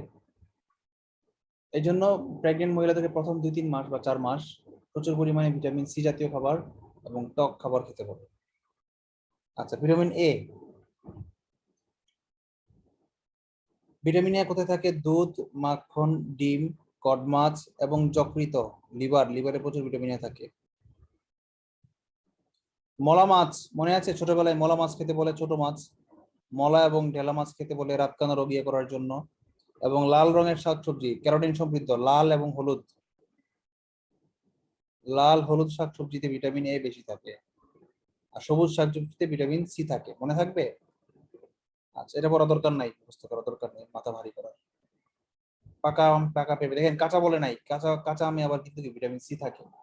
পাকা বলে দিয়েছে কেন বলেন তো? ওই যে বললাম হলুদ, লাল হলুদ, আম পাকলে লাল হয়ে যায়, হলুদ হয়ে যায়, টসটসে। আচ্ছা, ভিটামিন ই না, ভিটামিন ডি। ভিটামিন এ এর অভাবে দুইটা রোগ হয়, কি কি? জেরপ্থ্যালমিয়া এবং হচ্ছে রাতকানা। রাতকানাটা একসময় বাংলাদেশে ভয়াবহ ছিল। বাংলাদেশ রাতকানা এবং হচ্ছে পোলিও, এই দুইটা রোগ থেকে বাংলাদেশ মুক্তি পেয়েছে বলতে গেলে, 100% এলিমিনেটেড। আচ্ছা, ভিটামিন ডি, দুধ, মাখন, ঘি, মাছের তেল, ডিমের কুসুম, যকৃৎ। ওই ভিটামিন ই এবং ডি মোটামুটি একই রকম। দেখেন সূর্যকিরণতে ভিটামিন ডি পাওয়া যায়, এটা কিন্তু একটু ভুল লিখেছে, ডি পাওয়া যায় না, সংশ্লেষিত হয়। ঠিক আছে, এই দেখেন এটা বলেছে অতি বেগুনি রশ্মি ভিটামিন ডি তৈরিতে সাহায্য করে, নট ডাইরেক্ট ভিটামিন ডি আসে না, লাইনটা ভুল লিখেছে। আচ্ছা, এই যে বাচ্চাদেরকে, শিশুদেরকে রোদে খেলাধুলা করতে কেন বলা হয়, বা একদম ছোট বাচ্চাদেরকে মায়েরা ভোরবেলা, শীতকালে ভোরবেলা এবং বিকালে কেন নবজাতক শিশুদেরকে রোদে নিয়ে বসে থাকতে বলা হয় বলেন তো? ভিটামিন ডি উৎপাদন হওয়ার জন্য। ভিটামিন ডি কোথায় মানবদেহের কিসের জন্য ইম্পর্টেন্ট বলেন তো? শক্ত দুই প্রকার, একটা হচ্ছে দাঁত এবং একটা হচ্ছে হাড্ডি। মানবদেহের শক্ত অংশগুলোর জন্য ভিটামিন ডি দরকার। আচ্ছা, ডি এর অভাবে কি হয়? রিকেটস এবং বড়দের অস্ট্রিওমেলেশিয়া। তাহলে আমরা ভিটামিন জনিত 4টা নতুন রোগের নাম শুনলাম, কি কি? একটা হচ্ছে ভিটামিন বি এর অভাবে বেরিবেরি, ডি এর অভাবে রিকেটস এবং অস্ট্রিওমেলেশিয়া, এ এর অভাবে জেরপ্থ্যালমিয়া এবং রাতকানা, সি এর অভাবে স্কারবি। অনেকগুলো নাম শিখলাম আমরা, তাই না? সি এর অভাবে স্কারবি। আচ্ছা, ভিটামিন ই, ভিটামিন ইটা কি? ভাই বেরি বেরি রোগ এটা কি ভাই? হাড্ডি বাঁকা হয়ে যায়, রিকেটস আর বেবি দুইটা কাছাকাছি একই রকম। বাচ্চারা হাড্ডি বাঁকা হয়ে যায়, পেট বড় হয়ে যায়, ছোটবেলায় পোলিওর মতো কাছাকাছি একটা রোগ। আচ্ছা, ভিটামিন ইটা কি? এই মাছ, মাংসের চর্বি, যকৃৎ, শস্যদানা, বাঁধাকপি, লেটুস, ছোলা, এগুলোতে ভিটামিন ই থাকে। ভিটামিন ই এর অভাবে প্রজনন ক্ষমতা হ্রাস পায় এবং অকালে গর্ভপাত ঘটে। প্লাস ওই যে ভিটামিন বি এর মতো ডি এর আরো কিছু উপাদান ইম্পর্টেন্ট, সেটা কি বলেন তো? চর্বির মতো, চর্বি যেরকম প্রজনন ক্ষমতা, এবং আরেকটা জিনিস কি ছিল? ত্বক। ভিটামিন ইও ত্বকের জন্য খুবই ইম্পর্টেন্ট, ত্বক, চুল। মনে আছে? আপুরা বলতে পারবেন, আপুরা কেউ কি ভিটামিন ই ক্যাপসুল কিনেছেন দোকান থেকে? ছোট ছোট ক্যাপসুল পাওয়া যায়। তাসলিমা আপু আছেন? তাসলিমা আপু, আর কোনো আপু নাই আজকে? ইয়াজমা আপু নাই। ভিটামিন ই ক্যাপসুল পাওয়া যায়, এগুলো চুলে দেওয়ার জন্য, তেলের সঙ্গে মিশিয়ে চুলে দেয়, মনে আছে? এগুলা কি চুল এবং ত্বককে শক্ত রাখে। আচ্ছা, ভিটামিন কে কি করে? এগুলো ওই যে ভিটামিন ই যেগুলাতে, ভিটামিন কেও প্রায় সবগুলাতে থাকে। ভিটামিন কে সবচেয়ে ইম্পর্টেন্ট কি বলেন তো? রক্ত জমাট বাঁধার 4টা ফ্যাক্টর ছিল, মনে আছে? এর মধ্যে একটা ছিল ভিটামিন কে। রক্ত সংকটতন্ত্র করানো হয়েছে, বলেন তো আর কি কি ছিল রক্তজমাট বাঁধার ফ্যাক্টর? ফাইব্রিনোজেন, প্রথমবিন, আরেকটা হইতেছে calcium ion, tissue tissue tissue prothrombin, prothrombin, tissue prothrombin, আরেকটা হইতেছে calcium ion. Calcium ion, fibrinogen, vitamin K, তাই না? স্যার ভিটামিন কে ওগুলা তৈরি করতে সাহায্য করে। হ্যাঁ, এই রক্ত জমাট বাঁধার ফ্যাক্টর গুলা তৈরি করতে সাহায্য করে ভিটামিন কে। তাইলে ভিটামিন কে যদি না থাকে তাহলে কি হবে? রক্ত জমাট বাঁধবে না, মানে কি ব্লিডিং হতেই থাকবে। আচ্ছা,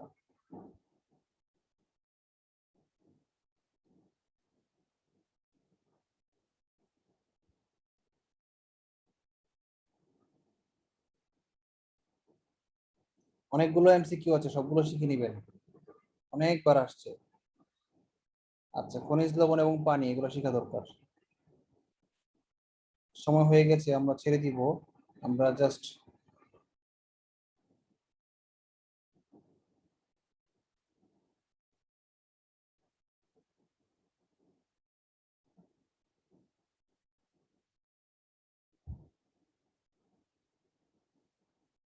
খনিজ লবণ কি কি? ক্যালসিয়াম, ফসফরাস, পটাশিয়াম, আয়রন, এগুলো হচ্ছে কি খনিজ লবণ। সোডিয়াম থাকে, ম্যাগনেসিয়ামও থাকে। দেখেন এই যে sulphur, sodium, chlorine, magnesium, potassium. আর আয়রন থাকে খুব সামান্য পরিমাণে, যে রক্ত থাকে, রক্তের উপাদান iron. Iron, iodine, soda, sorry ছোট তো বলেছি, দস্তা, তামা, জিঙ্ক, এই যে বাবুদের বাচ্চাদের বলানো ডায়রিয়া হলে বেবি জিঙ্ক খাওয়াইতে, জিঙ্ক ট্যাবলেট ইত্যাদি বিভিন্ন খনিজ লবণ মানুষের দেহে থাকে। আচ্ছা, মানুষের দেহে লোহার পরিমাণ 2 থেকে 6 গ্রাম লোহাও থাকে মানুষের দেহে, আয়রন।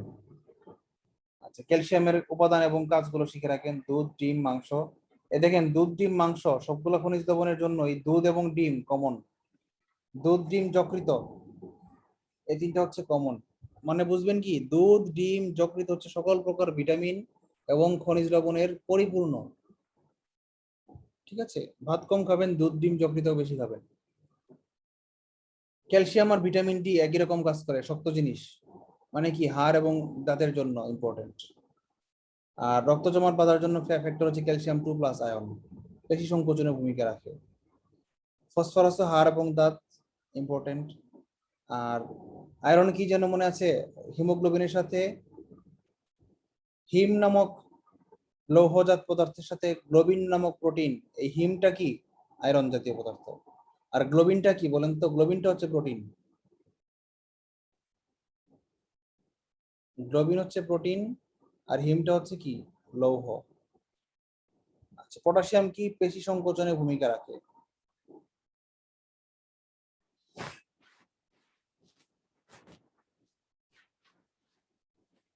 বডিতে ডিহাইড্রেশন হইলে দেখবেন হাত পা মাংস টেনে নেয়, কারণ কি পেশি সংকুচিত হয়ে যায়, পটাশিয়ামের ঘাটতি পড়ে। এই জন্য ডাবের পানি খেতে বলে, ডায়রিয়া বেশি হইলে ডাবের পানি খেতে বলে, বুঝছেন?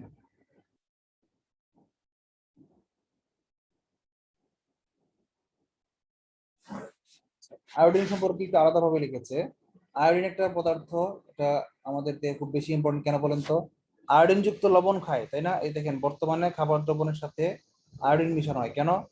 আয়োডিনের অভাবে মানুষের দুইটা সমস্যা হয়, এক হচ্ছে গলগণ্ড হয়, এবং এই যে গলগণ্ড, আরেকটা হচ্ছে কি বুদ্ধি বিকাশ কম হয়। এটাকে হাইপোথাইরয়েডিজম বলে। থাইরয়েড গ্রন্থি আছে না, মানুষের থাইরয়েড গ্রন্থি থাকে গলায়। থাইরয়েড গ্রন্থিটা কি বেশি পরিমাণ নিঃসরণ করে, এত বেশি পরিমাণ নিঃসরণ করে আয়োডিন কম থাকলে, যে নিঃসরণ করতে করতে সে কি ফুলে যায়, বুঝছেন? এটাকে হাইপোথাইরয়েডিজম বলে, এবং বাংলায় বলা হয় গলগণ্ড। এই যে গলদেশে যে থাইরয়েড গ্রন্থি থাকে তা তখন আয়োডিনের অভাবে ফুলে যায়। আয়োডিনের অভাবে আরেকটা ইম্পর্টেন্ট রোগ হয়, সেটা শিখে রাখবেন, সেটা হচ্ছে নাম কি ক্রেটিনিজম। ওই যে বাচ্চারা বোকা হয় না, বুদ্ধি একটু কম হয়, এটাও কিন্তু কি এই থাইরয়েড হরমোনের ইমব্যালেন্সের, থাইরয়েড হরমোন কিন্তু একটা, থাইরয়েড হরমোন এই গ্রন্থি থেকে কি নিঃসরণ হয়? গ্রন্থি থেকে হরমোন নিঃসরণ হয়। এই থাইরয়েড হরমোন থেকে যখন অতিরিক্ত পরিমাণ হরমোন নিঃসরণ হবে, এটা থাইরয়েড হরমোনের ইমব্যালেন্স।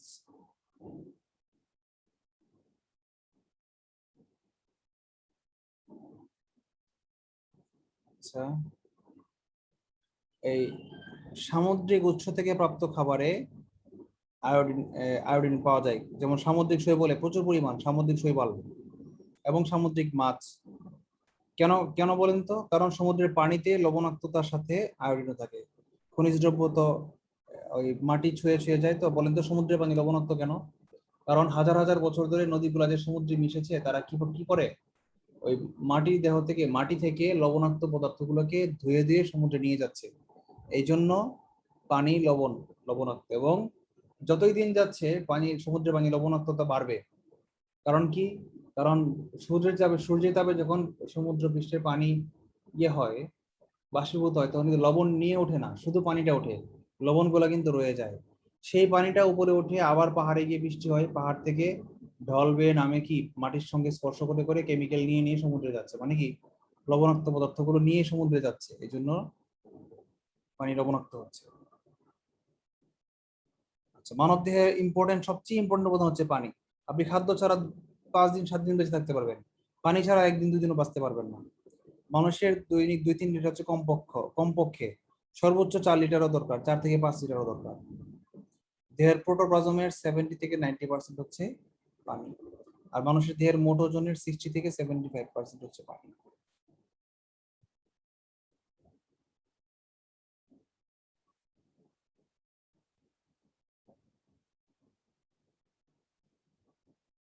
খাদ্য ও পুষ্টিটা কিন্তু বেশি ইম্পর্টেন্ট, কেন জানেন? কারণ হচ্ছে এটা আমাদের মানুষের অস্তিত্ব বা বেঁচে থাকার সাথে সরাসরি সম্পর্কিত, এই জন্য। আচ্ছা, বিএমআই হ্যাঁ কি? ভাই, এখান থেকে আসবেই মনে হইতেছে, আসবে। বিএমআই হচ্ছে বডি মাস ইন্ডেক্স, আন্তর্জাতিক একক, ভরের একক আন্তর্জাতিক একক কেজি, এবং উচ্চতার আন্তর্জাতিক একক কি মিটার।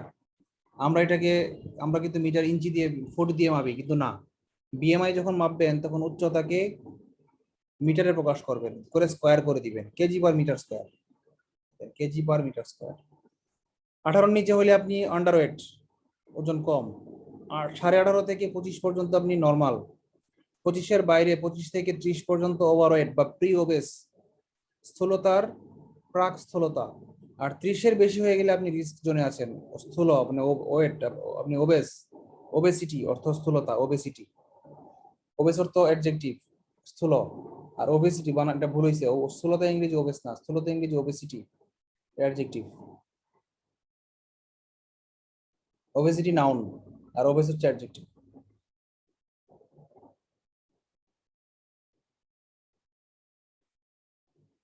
আচ্ছা, খাদ্য সংরক্ষণের মূল উপায় কি? খাদ্য পচে কিভাবে, এটা আমাদের বুঝতে হবে। খাদ্য পচে কিভাবে? অণুজীব বা মাইক্রো অর্গানিজমের মাধ্যমে। অণুজীব অনেক প্রকার, যেমন ছত্রাক, ভাইরাস, ব্যাকটেরিয়া, মোল্ড, মাইলডিউ, ফাঙ্গাস, এগুলো ইত্যাদি। এখন এগুলা যখন খাদ্য কি করে ডিকম্পোজ করে ফেলে, প্রত্যেকটা অণুকে একটা একটা করে খেয়ে ফেলে, খেয়ে সেই অণুর মধ্যে তার ভাতের মধ্যেই তারা খেয়ে আবার ভাতের মধ্যে পায়খানা করে, তখন ভাতটা পচে যায়, বুঝছেন? তো এখন এই যে ব্যাকটেরিয়া যে খাবারকে পচায়, ব্যাকটেরিয়া যদি আমি বাঁচতে না দিই তাহলে কি হবে? খাদ্য পচবে না। ব্যাকটেরিয়া মরে কিভাবে? যেভাবে মানুষ মরে সেভাবে ব্যাকটেরিয়া মরে।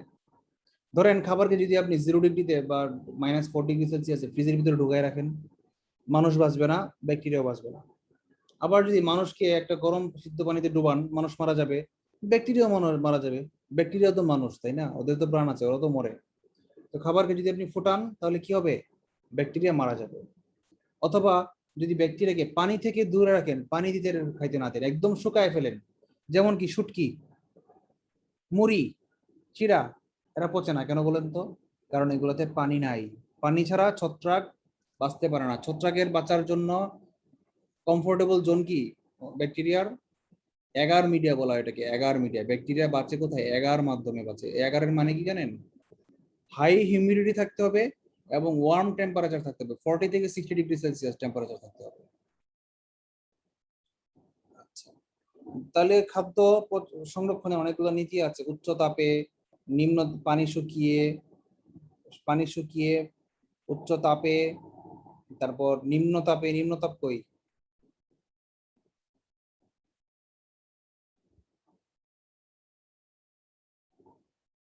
এই যে ফ্রিজে নিম্ন তাপে বরফ জমানো, ঠান্ডায় খাদ্য জমে না।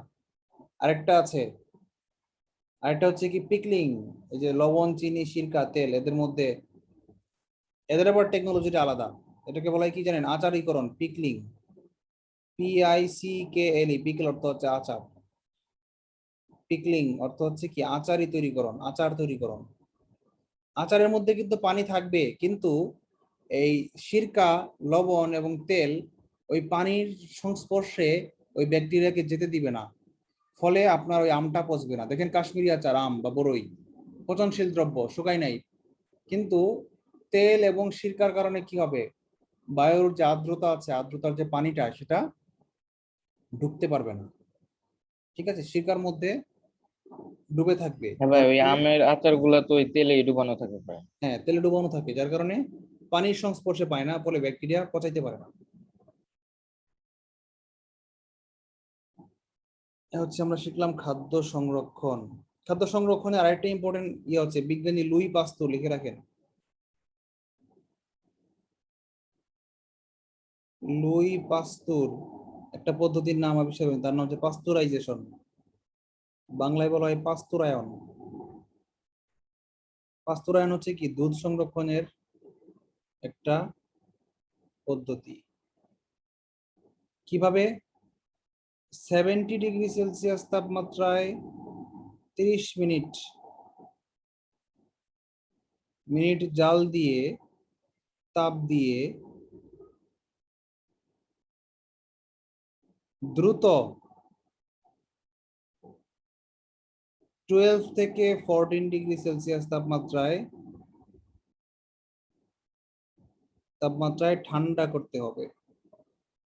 এটা হচ্ছে আমাদের পাস্তুরাইজেশনের পদ্ধতি।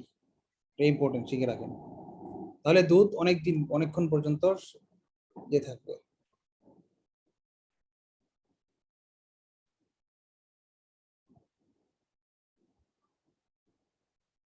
অধ্যায় শেষ, 12:30 বাজে।